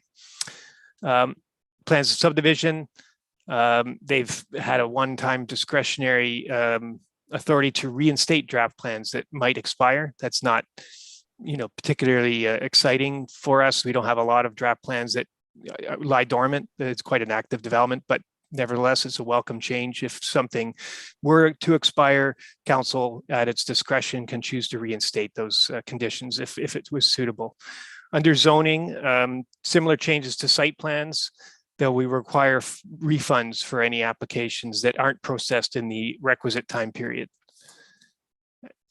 Province has also introduced a guide for a housing accelerator, which is similar to what's called a minister's zoning order. If you're not familiar with that, it means that the Minister of Municipal Affairs may just approve a development or a policy or a change in how land use is governed in a municipality. It's being more commonly used if you've been following news in the GTA for mainly housing developments. This guidebook provides a bit more of a framework of what needs to be considered and evaluated and what types of developments could be considered through this housing accelerator tool. And I don't think I'll go into too much more detail there. The other ones have a minor effect on the community, but if you want to get into them, certainly you can ask questions. And as I said, Sibriel's available because she's done a lot more work into this than I have. Okay, thank you. I'll read the recommendation. It's recommended that council endorse this report to be forwarded to the ministry as comments on Bill 109. And just before I open the floor to questions or comments from other members, I wanted to thank you for your work on this one, Jay. And I wanted to note how disappointing it is that the government would go ahead and pass the legislation and pass and get royal assent partway through the consultation period. They opened a consultation period, which is open until the 29th of April, and then they went ahead and passed the bill before the commenting period even closed. So now it's law, and here we are submitting our comments. And it's unfortunate because folks like you, Jay, and your colleagues at Bruce County as well did a lot of work putting together comments, which I think would have been useful to the government. And the government chose not to wait for those comments, even for the amount of time that they themselves prescribed. So I think one thing I would like to do is have council express directly to the government our disappointment with that, because I think it's not a very collegial or friendly way to treat municipalities who are partners with the province and governing this province. So I want to just lay that out at the beginning. Questions or comments from members? Councilor Grace. And then Councilor Dubinsky. Thank you, Mr. Mayor. I have a couple of comments. I too want to thank you, Jay and Sibriel, for your comprehensive analysis of these proposed changes and your thoughtful feedback. And as echoing Mayor Charbonneau, I hope that the points that you put forward are considered by the members of the ministry that are reviewing this, as well as I'm sure that this will be CC'd to our MP Thompson. to express our position on this. There are a couple of points that I wanted to applaud in particular that you contained in your analysis. And I think that the changes, some of the proposed changes place undue burdens on the municipalities through punitive penalties for what the province defines as untimely decision-making without the province taking into consideration some of the potential factors over which municipalities may have little or no control in determining the timing of these decisions. For instance, applications which involve conservation authorities or which are located on county roads, which require legal reviews by municipal accessibility committees, and special conditions which apply to rural municipalities as opposed to urban. Also, something you pointed out in your report, which is a lack of clarity about when the clock actually starts on an application because of an increasing trend for planning consultants to submit partial applications. Overall, the province appears to be placing more emphasis upon timing than the overall quality of applications. And the proposed changes appear to uphold a double standard by giving the province the ability to stop the clock on applications while penalizing municipalities for doing the same if necessary. And in the case of complex applications, this change may have the unintended consequence of pushing municipalities to defer decision-making to the province. And unfortunately, this may lead to less decision-making at the local level, which is ultimately less democratic. I, again, really appreciate the comments that you're proposing, and I sincerely hope that our provincial representatives will give serious consideration to your concerns. Thank you. Thank you, Councillor Dubinsky. Yes, thank you, Mr. Mayor. And my questions have basically been answered through Cheryl Grace's comments, but through you to Jay. Jay, you and I talked about this, and I wanted to know how this speed up makes any process better. 30 to 60 days. And in some cases, we have no control over it. And I know you are concerned about that. Yeah, so certainly when we emailed earlier, my mind maybe wasn't fully in your plane of thinking, but certainly does this speed it up? No, legally it doesn't. It's longer, it's more time spent on a file. But I think what it is reflective of the real drive, and Councillor Grace referring to, difference between large and rural centers is large centers have often not been able to meet more timely process. They've got much more technical review capacity and requirements, multiple jurisdictions and agencies requiring review of complex files because of the nature of types of development, so on and so forth. And so they're often not able to meet a 30-day window, let alone a 60. So really this, in my mind, if I may, indulge me for a minute, this really does not do anything to speed up the process. It is a lip service to speeding up the process because they're now penalizing communities that can't meet it. Any community, doesn't matter whether you're rural, urban, Northern Ontario, Southern Ontario, and will be required to refund because in almost all circumstances, because of the files we're encountering now, it's not just standard greenfield development. We've got development in woodlands. We've got development in the report that are adjacent to roads that aren't owned by the town and they need to be involved. The list can almost be endless on this, and it's really, I'm not really sure what 60-day does. I guess I'm appreciative of the extra month, but it's not too much of too much importance when in relation to all the other issues we have to deal with. Thank you, Jay, and I agree wholeheartedly. Mr. Mayor, I don't know, I might have misheard. Are we thinking about sending a letter to the province regarding this already being passed and it hasn't even been discussed? That was certainly what I laid out to you folks to give me feedback on. That would be my view, that we should offer that comment to the province, but I need your direction. I'll move that if this is the right time to do that. Certainly. And Councillor Gray seconds that, and I just so everyone understands that what the motion is, I suppose, is to that council send correspondence to the province expressing our disappointment with the fact that this legislation has received royal assent before the commenting period ended. That's your intent, Councillor Davinsky. Councillor Grace. Yes, thank you. Yes, and please CC Minister Thompson on that too. Thank you. Okay, so that motion is put. Is there any discussion on that? Seeing none, all in favor of that? Opposed? That's carried. Is there further discussion on the broader report, the Vice Deputy? Question of view with you, Mr. Mayor. 5% parkland dedication and alternative calculations you talked about in your report. I'm assuming alternative calculations deal mainly with higher density, larger center developments, perhaps. But is 5% parkland dedication impacted at all with Bill 109, and what are your recommendations for it? Is it being impacted at all? 5%? It's a good question to clarify. Thank you. Is the that the changes to the parkland provisions as we currently operate aren't affected. We're collecting 5% as we always do for land division.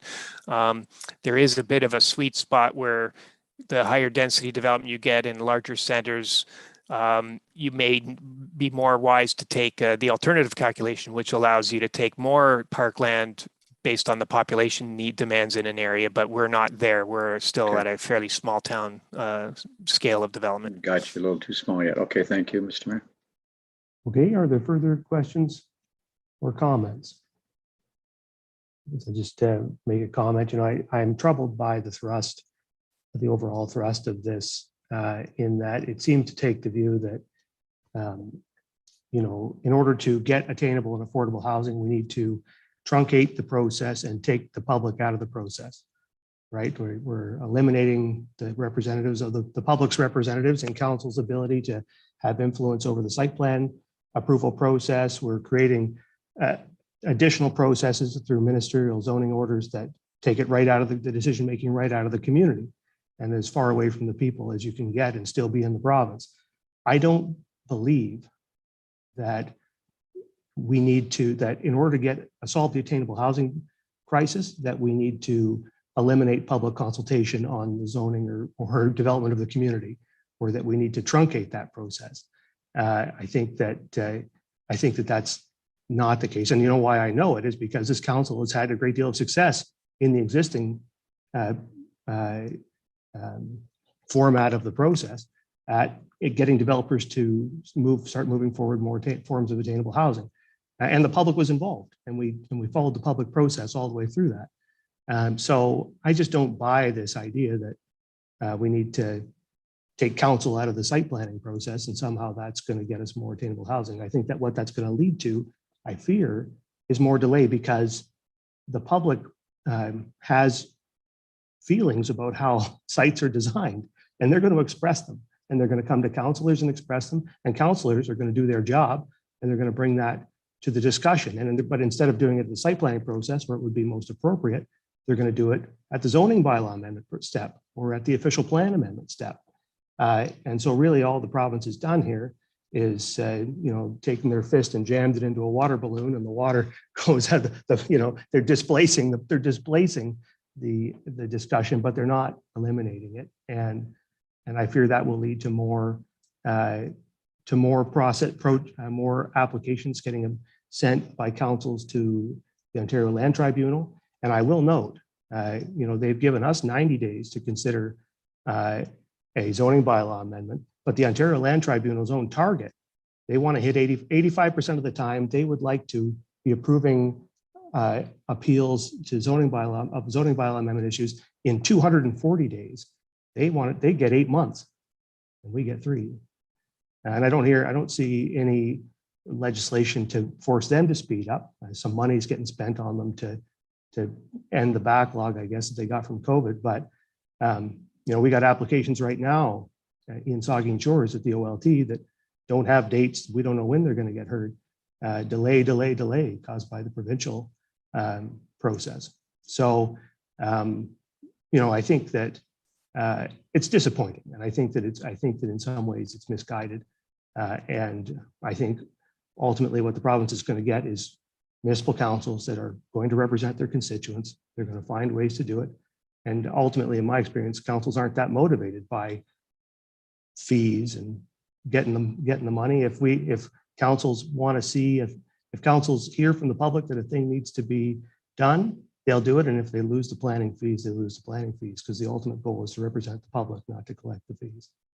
So anyway, I think it's unfortunate that we're headed here, but this is where we're at, and we'll just have to find the best ways to deal with it. But I do want to say that I support the work that Jay has done here and Cibriel, and I certainly hope that the province will hear what's being said here and take it into account. You've come up with some very good comments, and I hope that even though this legislation is now law, there'll be a way to enact some of the things that you've suggested, because they're good things. The Vice Deputy Mayor.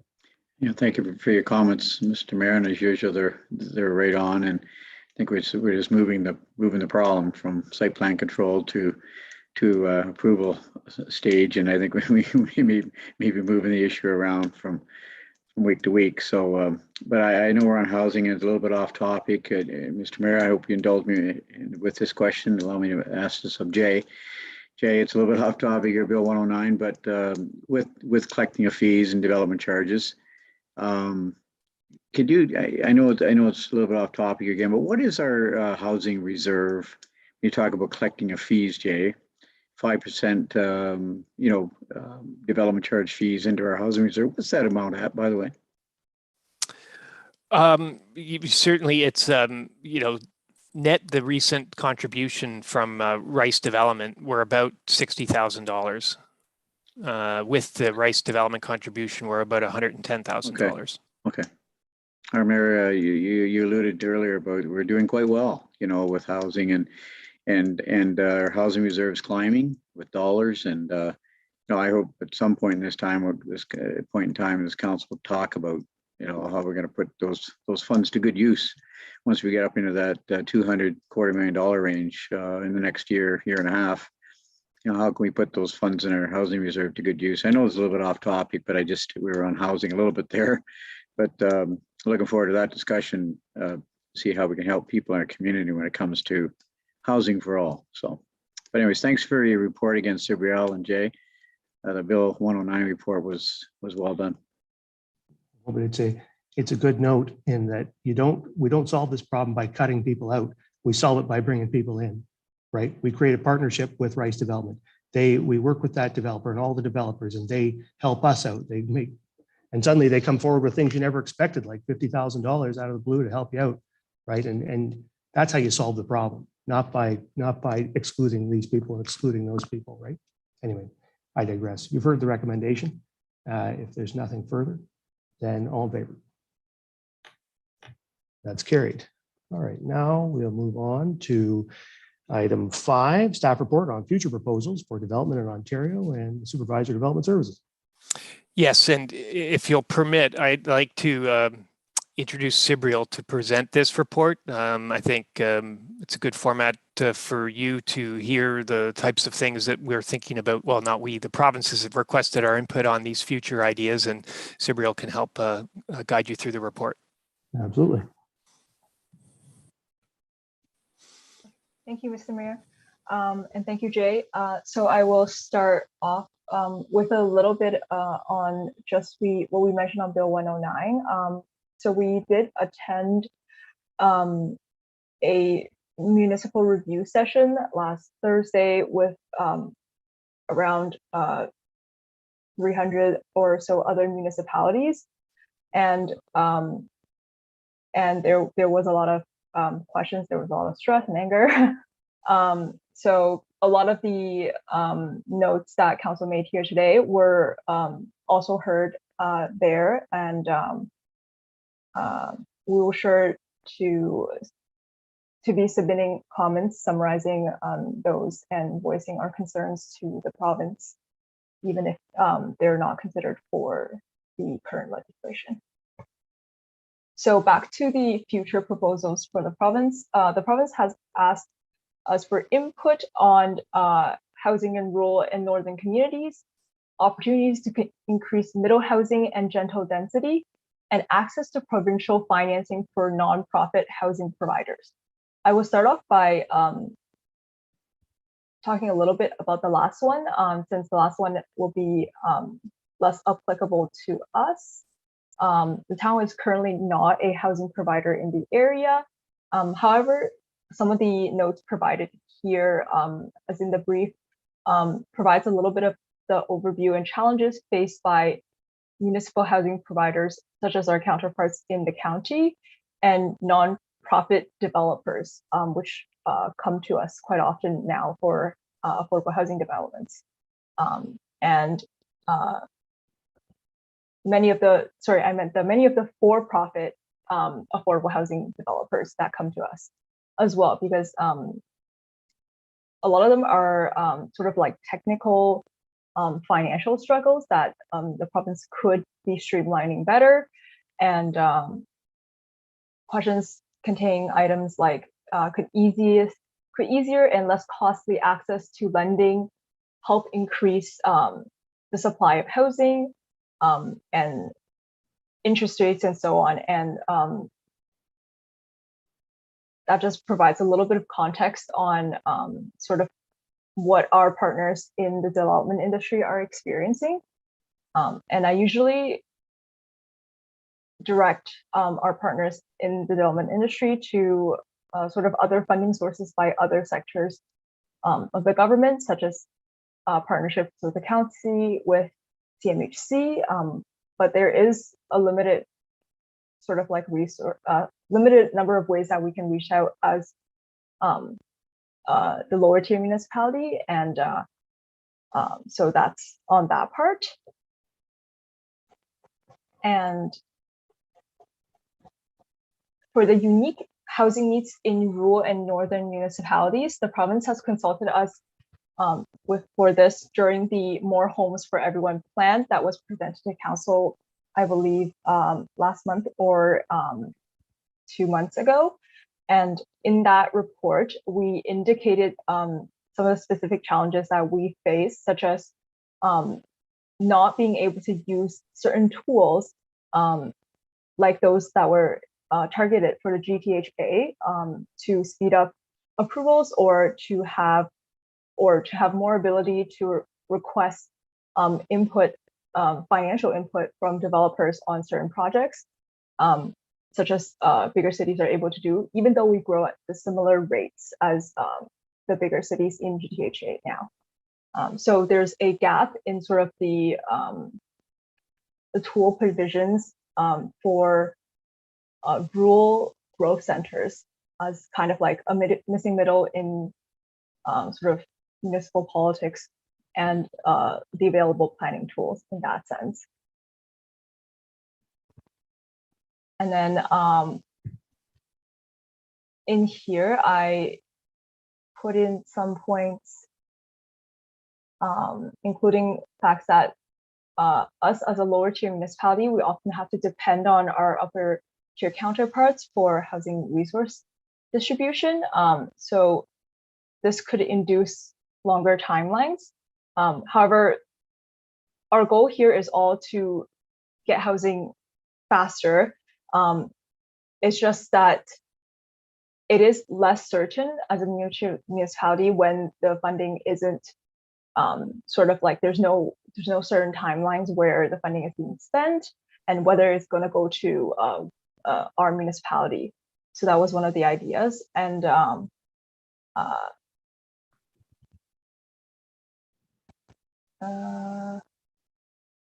if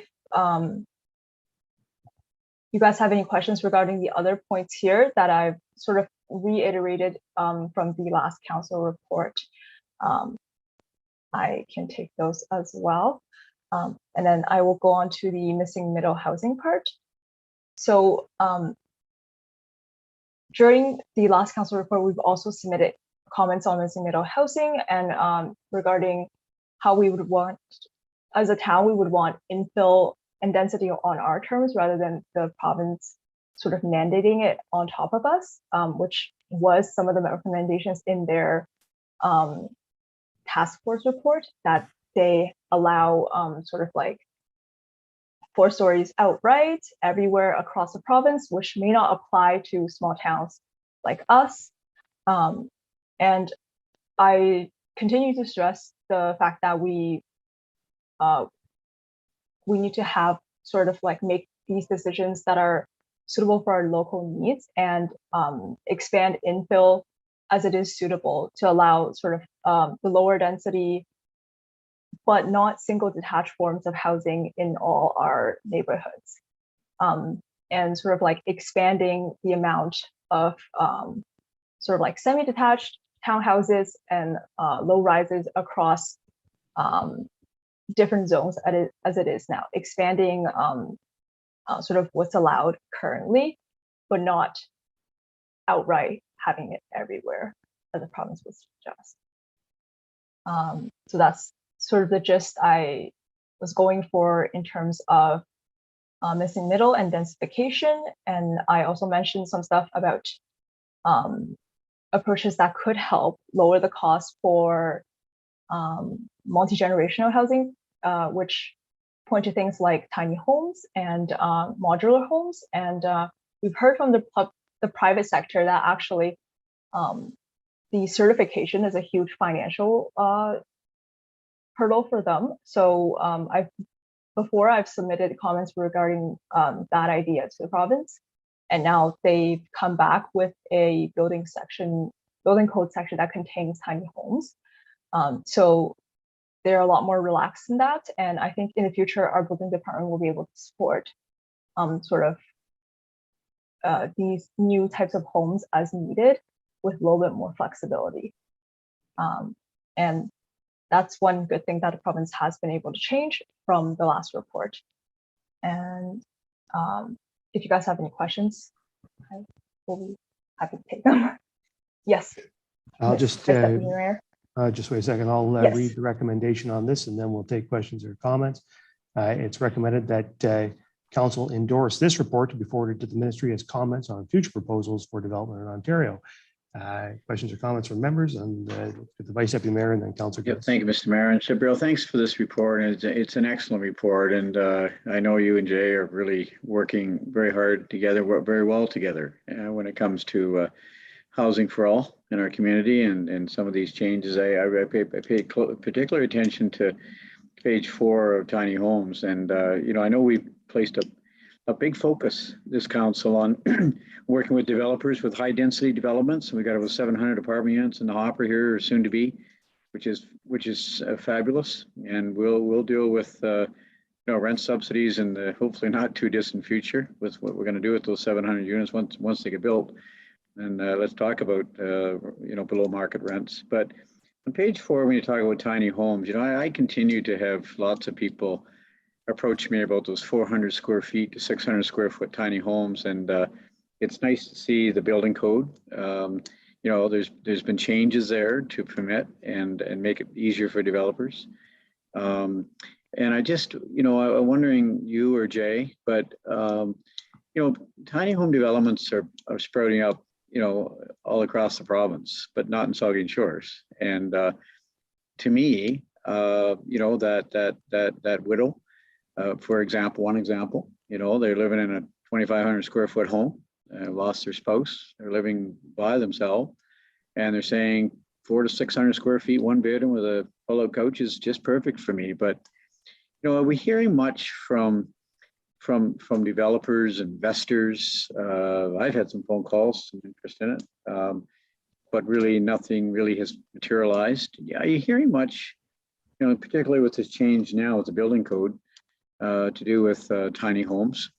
Are you hearing much in that regard? Because I mean, to me, there's just such a need for that 400 to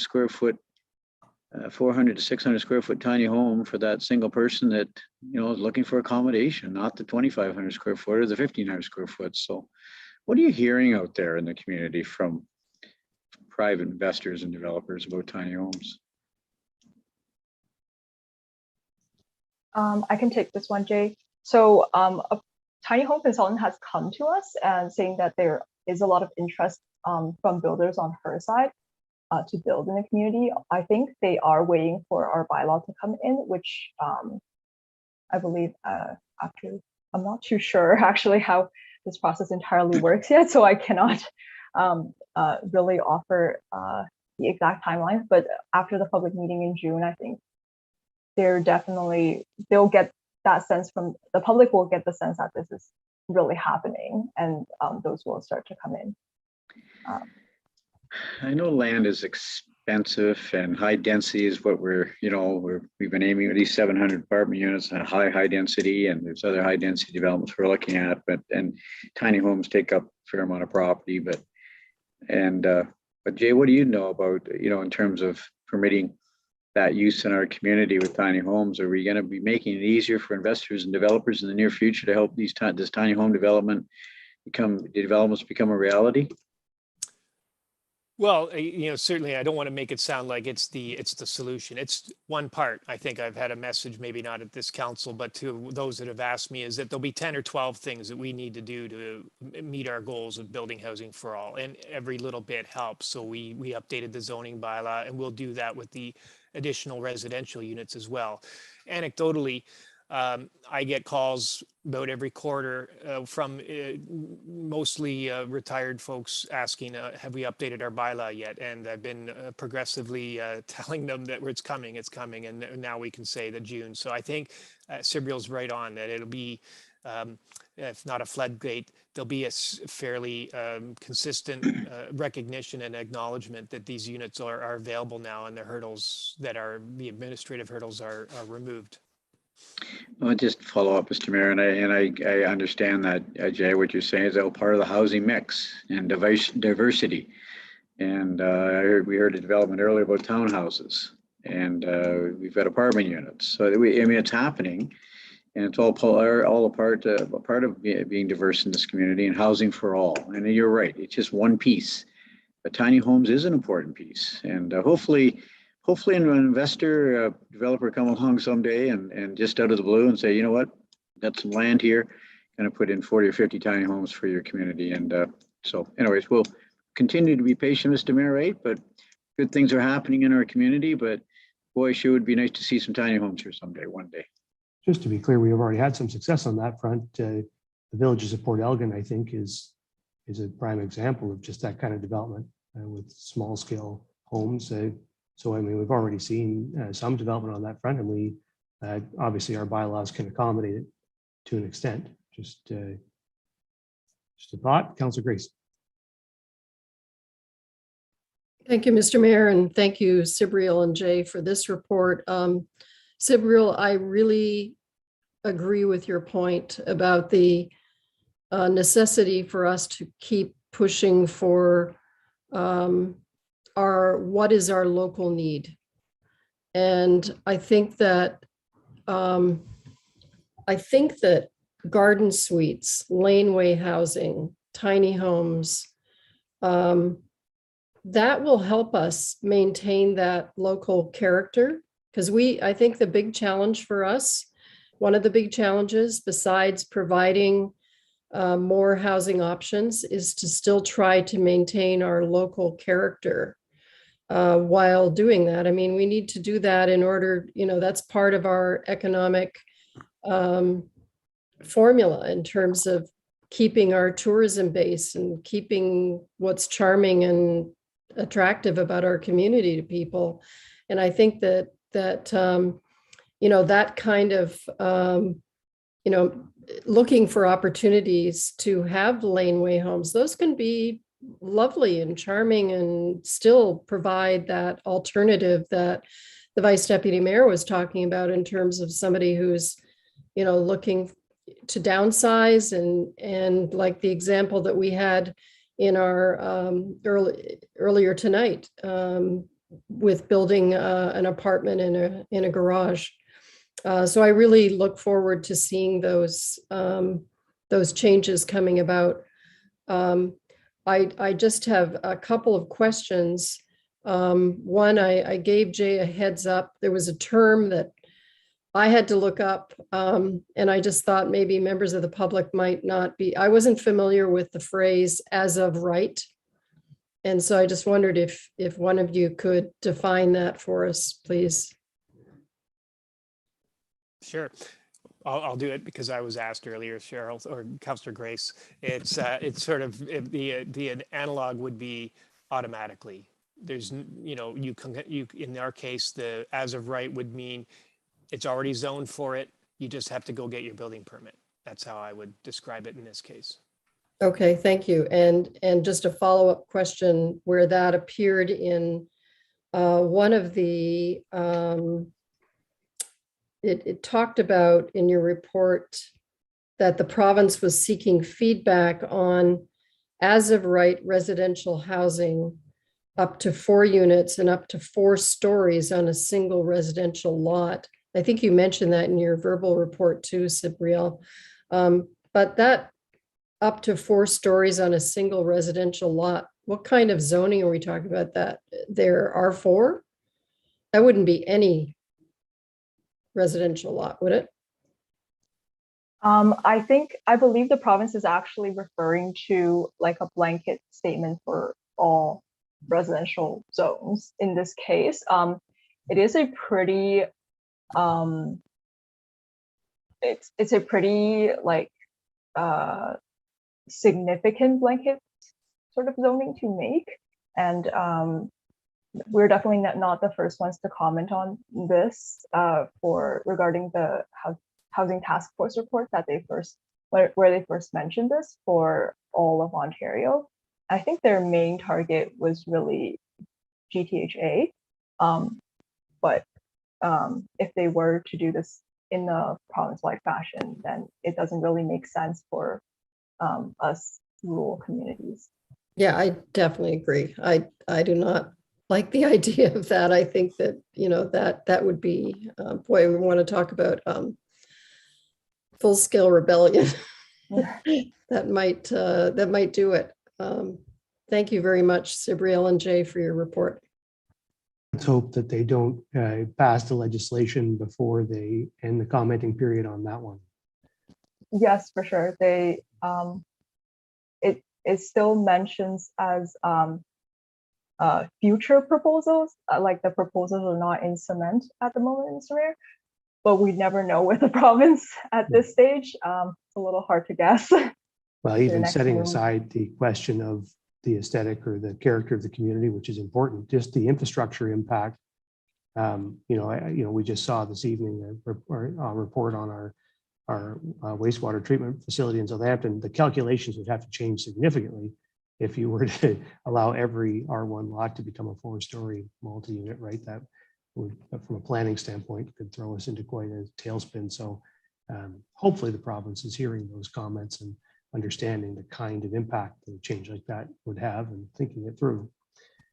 Are there further comments or questions on this report? I don't see any. I will say again, thank you very much for putting this together. The one item I wondered about, the one question, what are the biggest barriers and delays to diversifying? And it talks about 4-plexes and 9-plexes not being proposed because they're not on the market yet. And so they don't know if there's a market. And this is an area where I think inclusionary zoning could be very useful, right? Where if a municipality could require developers to include 9-plexes and 4-plexes and that kind of density and those kinds of housing forms, then they would get built and then they'd be on the market and then there would become a market, right? So is there space in here, do you think, to add some comment? Like we've already gone to the province and asked about inclusionary zoning and asked for them to make that a tool available to municipalities like ours. Can we ask for it again in this in these comments? Because I think it's applicable. What are your thoughts on that? I think there's, if Jay will have me, I think there's no harm in trying for sure. We've actually heard from the consultants regarding our discussions with both CPPS and inclusionary zoning that that we may not actually need any firm approval from the province. We could do it with CPPS essentially. That's their read of the planning bylaw. The Planning Act that essentially it would be permitted through a developing permit system, or now called community planning permit system. So yeah, we could ask again, for sure. Jay, did you have a comment? Oh, merely that it's sort of fitting with our theme of, made in Saugeen Shores, I suppose, like provide us the discretionary options that work well for the community. And if IZ is one of them, then it's IZ. If it's CPPS, it's CPPS. It's the tools that are most effective at addressing the community's needs. So I think it easy enough to add to the report. Is there any objection from anybody about adding that particular comment to the report?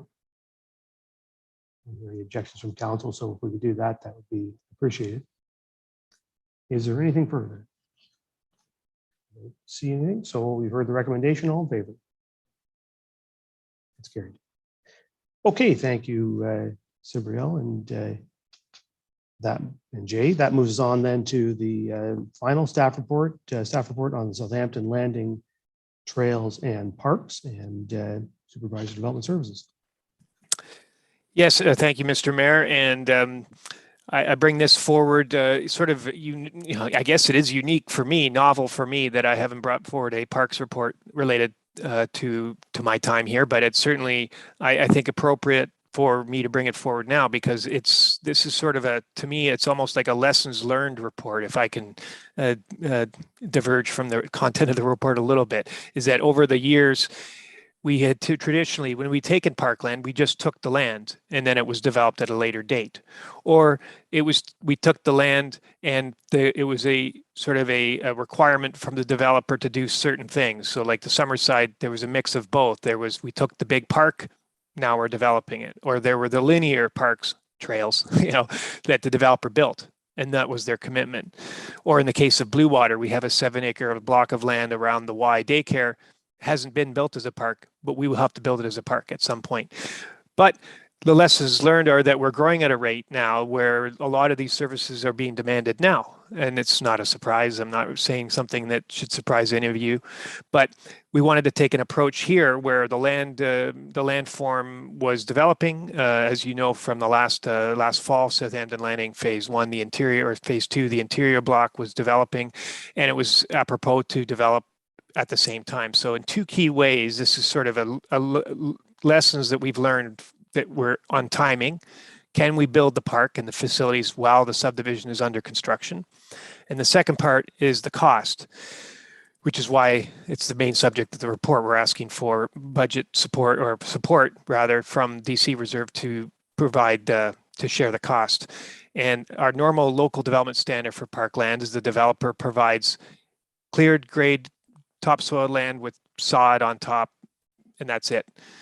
Well, in this case, we didn't want to destroy all the trees that already exist. A number of trees have already been removed to build the roads, clear the lots for building, and there's a wooded area of land that's left over where can park facilities be accommodated. So with this approach, the cost that would normally have been put towards clearing the land, we've asked, can the developer come up with a design for a park facility, construct, in this case, trails as they're shown on the drawing, but because of the estimated cost, the town needs to supplement that, or they're being asked to supplement that for essentially bridge construction and the play equipment that'll, we propose, shouldn't say play, I don't know what it'll be. The equipment that's identified at the south of lot 30 on the attached drawing, with the sort of the red asterisk that's there. So without getting into more detail, we're requesting that you authorize sharing of costs, the amount of $93,000 to facilitate the installation of the trail and park system, and that you're authorizing the director to execute an agreement with the developer as appropriate at her discretion as to how to facilitate the timing and installation of those features. Okay, thank you. There's a recommendation that council authorize the sharing of costs in the amount of $93,000 to facilitate the installation of a trail and park system within the Southampton Landing subdivision, and the council authorize the Director of Community Services and Operations to execute an agreement, with the developer to facilitate the cost sharing arrangement. Questions or comments from members of the committee, the Vice Deputy Mayor, and then Councilor Grace. Thank you, Mr. Mayor. Thank you for your report, Jay. And it's nice to see that the nice trail development systems being placed through that area and funded from development charges. I think that's a good thing. And I did have a question of our Director of Community Services and Operations, Mr. Mayor, if I might. Right. One of the concerns I had about this development from the beginning was parkland dedication. I like the trail systems, and I was a little concerned that in that section of town in our Parks and Trails Master Plan, there's a real deficiency for parkland in that area. And I'm talking about swings and slides and play equipment, play structure. And I read in comments today from our parks manager that block 49, there's a little parkette there with room for a big O swing, which is fine. But I'm at the block 45, which butts up against the Public Works depot. There's a fair chunk of land in there that with some, it's all been cleared, and with some fill we brought up over time, that would be a nice area for more a green space area with your full-fledged playground equipment. I mean, there's 60 families in phase 1, in that whole area, and there's more to come. And where's the park? Where do I take my little toddler and my stroller to go for a swing or a slide or a teeter-totter or some play equipment? And that was one of my concerns right from the beginning about this development, where Councillor Grace and Deputy Mayor Mathis and I walked that property, where we say, well, there's the park right there. So block 45, is that something that could be developed in the future for a larger scale playground if we wish to do that 1, 2, 3 years from now? Thank you, and through you, Mr. Mayor.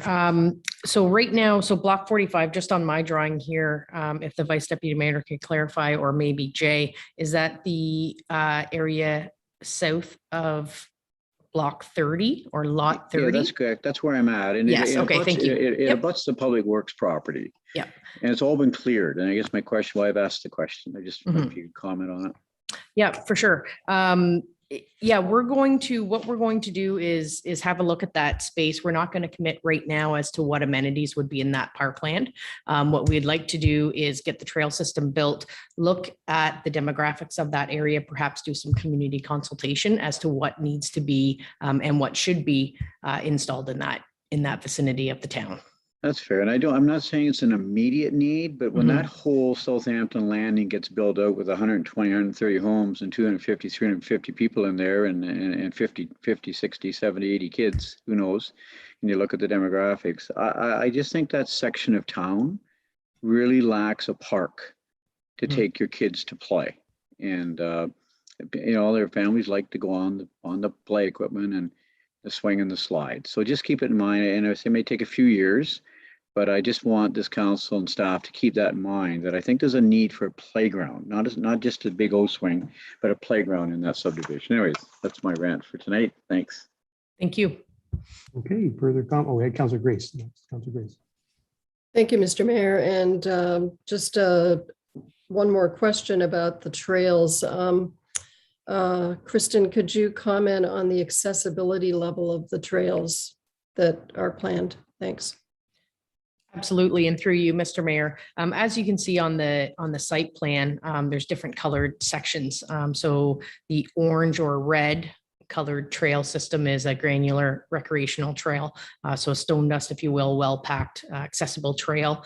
The green trails that you see is through the environmental block. Those will remain wood chips through that area to keep it natural, not to widen it too much in order to lose any more trees, to keep it environmental and really just in line with that bush area development. When you look at the overall plan, you are able to get from Peel Street, for example, through to the townhouse block or the future townhouse block, and then down to where the future parkland will be through an accessible route, and as well along the more northwest section of it as well. The green trails that I talk of that are the wood chips or the more natural trails, I would say are like a secondary trail unit, maybe bonus more than anything else. Okay. The Deputy Mayor. Thank you, Mr. Mayor, and through you. Thanks for this information, Kristen. It's nice to see the trails. As a kid, those were all horse trails, and I like to see that coming back. My question has to do with the stormwater management pond. We have a walking area that's supposed to be going around that, a nice sitting area. But that's a stormwater management pond, and it's pretty deep. Should we not be having fencing put around that? In the wintertime, it froze over, kids were skating on it, but you look at the stormwater management pond that's out by Independent, fenced off. Do you know the depth of that pond? I know they had a burn that was going across it. It's covered in water. But because of the depth of it, should we be putting a fence for safety along there? Or Southampton Landing should be putting a fence for safety along there?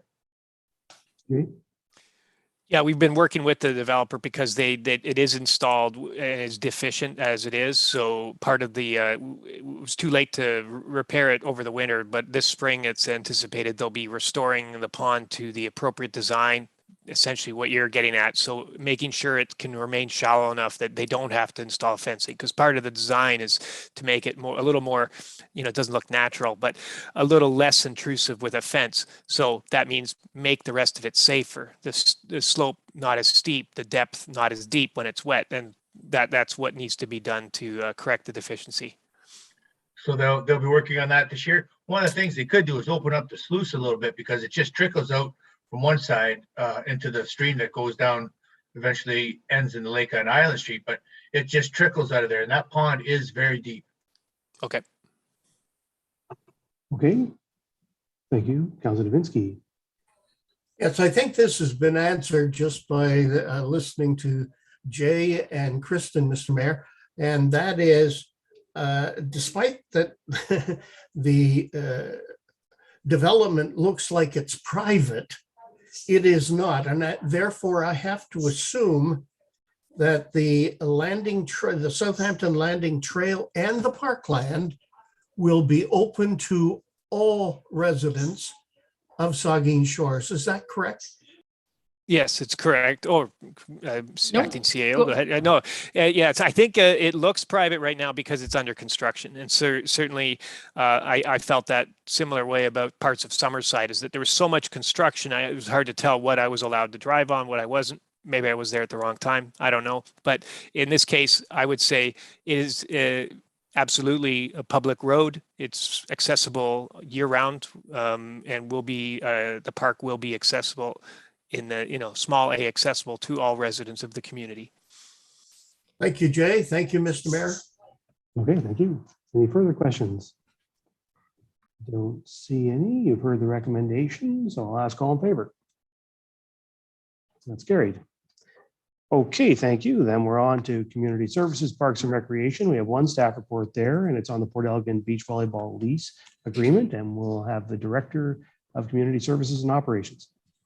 Thank you, Mr. Mayor. And thank you to our Parks Manager, Frank, who prepared the report and the lease agreement with SAS. The report recommends council to approve the attached agreement with the Social Athletics Club of Saugeen Shores for the Beach Volleyball League this summer. The dedicated courts are south of the beach house located on the Port Elgin main beach. The town and SAS have always had a supportive and positive relationship, and we look forward to continuing this relationship for the 2022 season. Revenue for the season is approximately just over $3,000, subject to actual use of the courts. And I'm happy to take any questions. Thank you. There's a recommendation that council pass a bylaw to authorize the lease agreement with Social Athletics of Saugeen Shores. Are there questions or comments from members of the committee? Councilor Smith and then Councilor Davinsky. Just a comment to congratulate the Social Athletics organization on their continued efforts to provide recreational opportunities for individuals in our community. I believe at one point there were close to 500 members in the club, and then countless other beachgoers who are able to use these facilities based on the fact that the nets are able to remain up and used by the public on a regular basis. I'm down there often, and there's not much time. There's not many times that I go down that the courts aren't in use. So thanks for facilitating this and working with our user groups. Great, thank you. Councilor Davinsky. My question was answered by Councilor Smith. All right, good enough. Are there any other questions or comments? Well, this is a great agreement. We're looking forward to seeing social athletics up and running, and hopefully they have a full and normal season this year and we get lots of beach volleyball going. That's would be great to see. So you've heard the recommendation. All in favor? That's carried. Okay, that moves us then on to communications, petitions for information. There's 5 items there. Anyone wish to discuss any of those? Don't see any. So then we will go on to item 9, reports of department heads. 2 information reports there. The first one is on the 2023 Scotties Tankard Ontario Curling Championships, the Director of Community Services. Great, and thank you. Staff are delighted that the 2022 Tankard event went so well and that the organizers would like to return and add the Women's Championship in 2023. Men's Tankard and the Women's Scotties Championship will run at the Plex from January 23rd to the 29th in 2023. Town staff have started to meet with the event organizers already and look forward to hosting this incredible event at the Plex next year. Staff have met with the regular ice users, notifying them of the event and committed to work with them to accommodate their bookings. There are some requests that will come forward as part of the 2022 event evaluation. Staff will investigate and work with the event organizers to address and accommodate. The Port Elgin Curling Club and Curl Ontario organization have established an agreement to host the 2023 event, and staff will work with them to advance the permit for the event. We're looking forward to this event returning to the Plex and to the community of Saugeen Shores. Awesome, thank you. Questions or comments? The Deputy Mayor. Thank you, Mr. Mayor. Thank you for the report, Chris. And this is a fantastic opportunity for Saugeen Shores, not just the men's tankard, but now we're bringing in the women's Scotties tournament all together for one fun-filled, action-packed week. I know that staff did a great job of setting this up. Going there myself, it was well run.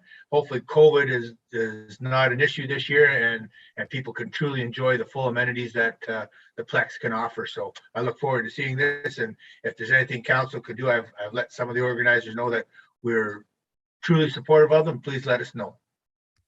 Thank you. Yeah, very good. Further questions or comments? Councilor Smith. Thank you. And through you, just echoing the sentiments that this is indeed an incredible event, and we are very fortunate as a community to be able to host it.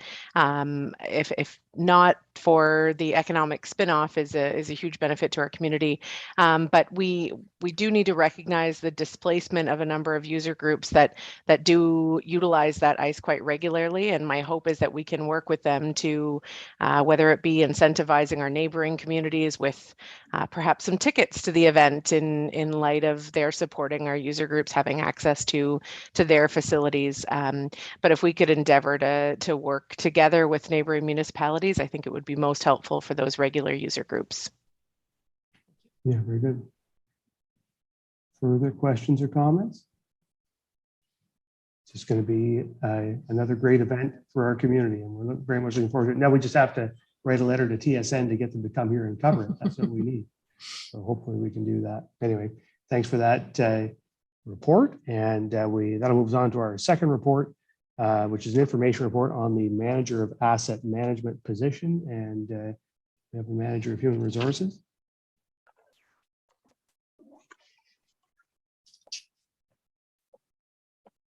Whose camera didn't want to work. Yes, so just further to the recommendation made through the service delivery review, this was one of the net new positions that was approved in the budget process. When we looked at the operating budget, this has been factored in. So we've been working with Development Services Acting Director Colin Saunders to put together the job description, and we'll be advertising this shortly to get that addition to the team in place as well this year. Very good. Any questions or comments for the manager of human resources? Seeing none, thank you very much for that update. Okay, so that brings us to the end of the committee of the whole. We'll do a brief round of statements by members and the deputy mayor. Nothing tonight, Mr. Mayor. Okay, the vice deputy mayor. Mr. Mayor, I didn't make it to this photo op. I was invited, and thank you for the invitation in regards to housing, and Rod Rice from Rice Development Corporation. And I know we mentioned a little bit earlier, but $50,000, from Rod Rice, and to help towards the town strategy to make housing accessible for all in our community. And it's just really an incredible contribution and indication that the message is getting through to developers and members of the public, private investors, that housing for all is really important in this community. And I know our housing reserve fund, Jay mentioned tonight, is up around 110 now and growing, and hopefully get to 200 in not too distant future in a year or so. But just thank you to Mr. Rice, from Rice Development Corporation. I know you were there for the photo op, Mr. Mayor and Jay, and would have loved to have been there, but I know you maybe were going to comment on that later. I didn't want to steal your thunder, but I just think it's just a great announcement. And I understand there might be another one coming from another member of the community in the near future, which would be incredible too. So anyway, thank you, Mr. Rice. Yeah, no, thank you for raising it. You were missed. I'm sorry you couldn't be there. We'll move on then to Councillor Smith. Thank you. And just a congratulations to the Saugeen Shores Figure Skating Club, who wrapped up their season with a carnival last week, I believe, and the Can Skate program, who wound up another great season of teaching countless young athletes in our community how to skate. It's a joy to watch. My oldest son was coaching this year, and it was a really fun experience to see those kids. So congrats to all. Okay, thank you. Councillor Grace. Thank you, Mr. Mayor.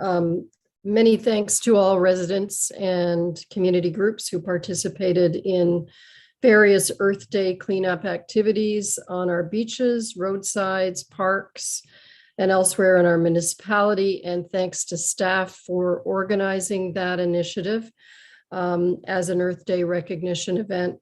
I also want to particularly thank Trees for Saugeen, the town, Everest Nurseries, and the Port Elgin Rotary Club for another very successful tree sale, which is one of our best ongoing environmental initiatives, which has been in place for many years. And I also wanted to recognize the Southampton Rotary Club for its green community activity for its Shredding Documents event this past Saturday. And I know that the Southampton Rotary Club is one of its focuses is on environmental stewardship, and this is a good example of that. So thanks. Thank you. Councillor Davinsky. Speaking of green, several golf courses in our community opened up over the weekend. And that means spring can't be too far away, but don't count this Wednesday where we're expecting snow. That's all. Thanks for raising that. Councillor Carr. Thank you. Nothing for me tonight. Okay. One thing for me, the week before last, I had the pleasure of attending the Canadian Nuclear Association conference in Ottawa, representing both the county and the town of Saugeen Shores. I enjoyed that conference immensely, learned a lot about many of the great opportunities that our community has to seize opportunities, not only for the expansion of the nuclear industry, which certainly going to happen, I think it needs to happen to help us fight climate change, but also to seize opportunities in new energy sources like hydrogen. And I think there's some great opportunities for us in Saugeen Shores in particular to become a hub for innovation in the hydrogen sector. And I also had the opportunity to meet there with MP Ben Lobb and talk about those opportunities as well as housing and talk about ways in which we need the federal government to help us to fight the housing affordability crisis in the town of Saugeen Shores, particularly on the front of rent subsidies, which is an important thing that we need to see increase in our community. And I certainly appreciated Ben's time, and he's very supportive of our community. So with that, I'll take a motion to adjourn, moved by the Deputy Mayor, seconded by Councillor Smith. All in favor? The committee stands adjourned and will reconvene at 10 after 9. Mr. Mayor, we've reached 9:10. We have all members have returned to the meeting. As previously noted, we have Councillor Dave Mayette and Councillor Minnie Jakes absent, and you may begin when you're ready. Okay, thank you, Linda. Then I'll call to order this regular council meeting. And the second item on the agenda is disclosure of pecuniary interest. Ask any member if you have one of those you'd like to declare. Seeing none, of course, you can do that anytime. We have no additions, deletions, or amendments. We have no public meeting. So that moves us on to adoption of minutes. And I have a resolution that council adopt the minutes of the council meeting of April 11, 2022, and note and file the minutes of the committee of the whole meeting of April 11th, 2022 as presented. Is there a mover and seconder? Moved by the Vice Deputy Mayor, seconded by Councilor Carr. Any questions or comments to any of those sets of minutes? Seeing none, all in favor? That's carried. Now we're on to reports of the Committee of the Whole. And the first is an infrastructure and development report regarding Rogers Communications Tower. And I have a resolution that council concur that the proposal by Rogers Communications Canada Incorporated to erect a wireless communication installation on lands known as 582 Hefner Crescent, Port Elgin, Ontario, and owned by Michael Hill and Lorelei Hill, is fully compliant in the town's opinion with the requirements of the ISED Canada's default protocol CPC 2003 issue 5 July 2014 radio communication and broadcasting antenna systems, and all proponent obligations for the municipal and public consultation requirements have been satisfactorily met, and that the concurrence granted is subject to the proponents undertaking to switch the proposed tower type and height from a 29-meter lattice tripole to a 29-meter slimline monopole. Is there a mover and seconder? Moved by the Deputy Mayor, seconded by Councillor Smith. Any questions or comments? Seeing none, all in favor? That is carried. That moves us then on to item 7, report of municipal officers and committees. Right. So we have 5 items here, and the first one is a staff report on municipal approval of 3 Sheets Brewing. And I have a resolution that council support the issuance of a by the glass manufacturers limited liquor sales license to 3 Sheets Brewing, 2579836 Ontario Incorporated, located at 1246 Goddard Street in Port Elgin. Is there a mover and seconder? Moved by Carr, seconded by Grace. Any questions or comments? Councilor Grace. Thank you, Mr. Mayor. I will support this recommendation. I just had a question for Heather, because I was wondering, part of the agreement is talking about restricting parking lot areas from being used for the in the by the glass agreement. But when we were in the throes of the pandemic, we did permit some restaurants to expand into the parking lot areas. So could you just comment on how this agreement might be applicable if that requirement was necessary again? Absolutely. Thank you for the question. And through you, Mr. Mayor, there's a couple of parts I'm going to speak to answer that question, so bear with me. So the first is, generally when an establishment applies for a liquor license, they need to apply for both the inside and the outside. Now, during the pandemic, what happened was any establishment that had a liquor license was able to serve outside as well because of the conditions. I anticipate that if we were to go into a similar situation, that would again be the case. And so then 3 Sheets Brewing would be permitted to have an outdoor patio or set up in that case. And similarly, because of the way our patio policy works, because 3 Sheets is actually on private property in a private parking lot, they would not need to submit an application from us to be able to do that. And this resolution from council wouldn't prevent them from exploring those options in the future if they were required to do that, or if they had the inclination to set up that type of outdoor area. Okay. Any further questions or comments? Seeing none, all in favor? That's carried. All right, that moves us on to second staff report on 250 and 350 series truck purchases. And I have a resolution that council approved the purchase of one new 250 series pickup truck at a cost of $65,792.50 plus applicable HST, and one new 350 series pickup truck at a cost of $67,947.50 plus applicable HST from Black Star Ford Lincoln Sales Limited, and that council allocate $26,093.82 from the fleet reserve to fund the budget shortfall. Is there a mover and seconder? Moved by Vice Deputy Mayor, seconded by the Deputy Mayor. Any questions or comments? Councilor Carr and then Councilor Davinsky. Thank you, and through you, Mr. Mayor. Although I understand the prices of everything are going through the roof here, and I'm assuming this is the case when it comes to the tenders on these trucks. Also, I understand, supply is definitely a challenge for new trucks. So I'm assuming that probably has to do with the lack of people tendering on the vehicles these days. The only reason I say this is because I know the fleet reserve was always on our radar at budget time. I'm curious, every time we turn around here now, we're going over, which I understand, and it's what has to happen.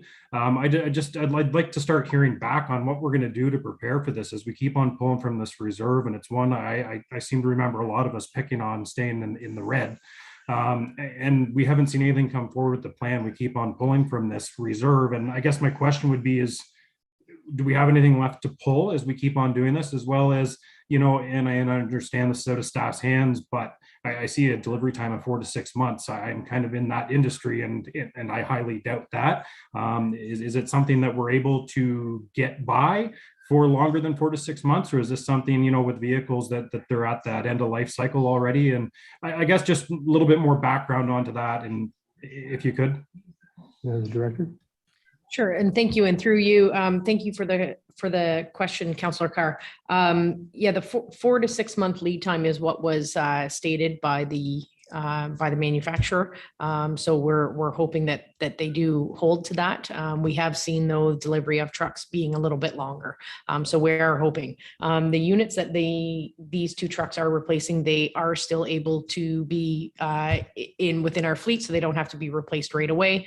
Generally, those trucks also will go to another department. Perhaps I'm not sure about these two trucks, but generally we just try to pass them down the line. So we are okay if we don't get them for 4 to 6 months. So we should be okay with that. With regards to the fleet reserve, is we can provide you with an update. I can get Daniel to send something out tomorrow as to where we are. The anticipated fleet reserve at the end of this year was roughly going to be just over $556,000. I think I brought a report back in March with adding on to that as well, and then this report. Unfortunately, we'll have another report probably coming at the May 9th for the replacement of 2 single axle trucks as well, that will be asking to fund the overage through that reserve as well. But we'll make sure with that May 9th report that we bring forward what the actual is anticipated to be. Okay, thank you. Okay, Councilor Davinsky. Thank you, Mr. Mayor, and through you to Kristen Schreider. I certainly, in my druthers, I would certainly have liked to have seen some local or regional dealerships bid on this, but that's entirely up to them, and there may be circumstances that I don't know about. But having said that, where is Black Star Ford Lincoln Sales? I Googled it and it didn't come up. And through you, thank you for the question. I can get back to you on that. I can reach out to Trevor to see exactly where they are located at. I'm not sure. Okay, sorry, didn't mean to blindside you there. Nope, but that's fine. I tried all weekend, couldn't find out where they are. No problem. I actually did not see the tender bid submission. Trevor did. He assisted with this tender, our engineer. So I'll reach out to him and follow up with that. We'll find him for you. Yep. Thank you. Are there any further questions or comments about this one? Don't see any. So you've heard the resolution. I'll ask all in favor. It's carried. All right, now we are on to staff report on structure number SS16 and SS8 rehabilitation award. And I have a resolution that Vandrill Excavating Incorporated be awarded the contract for the structure number SS16 and SS08 rehabilitation tender in the amount of $227,179.05 plus applicable taxes, and that the mayor and clerk be authorized to sign the necessary documents. Is there a mover and seconder? Moved by Vice Mayor, seconded by Councilor Davinsky. Any questions or comments to this resolution? Seeing none, all in favor? That's carried. All right, and now we are on to item 4, staff report asphalt resurfacing program award.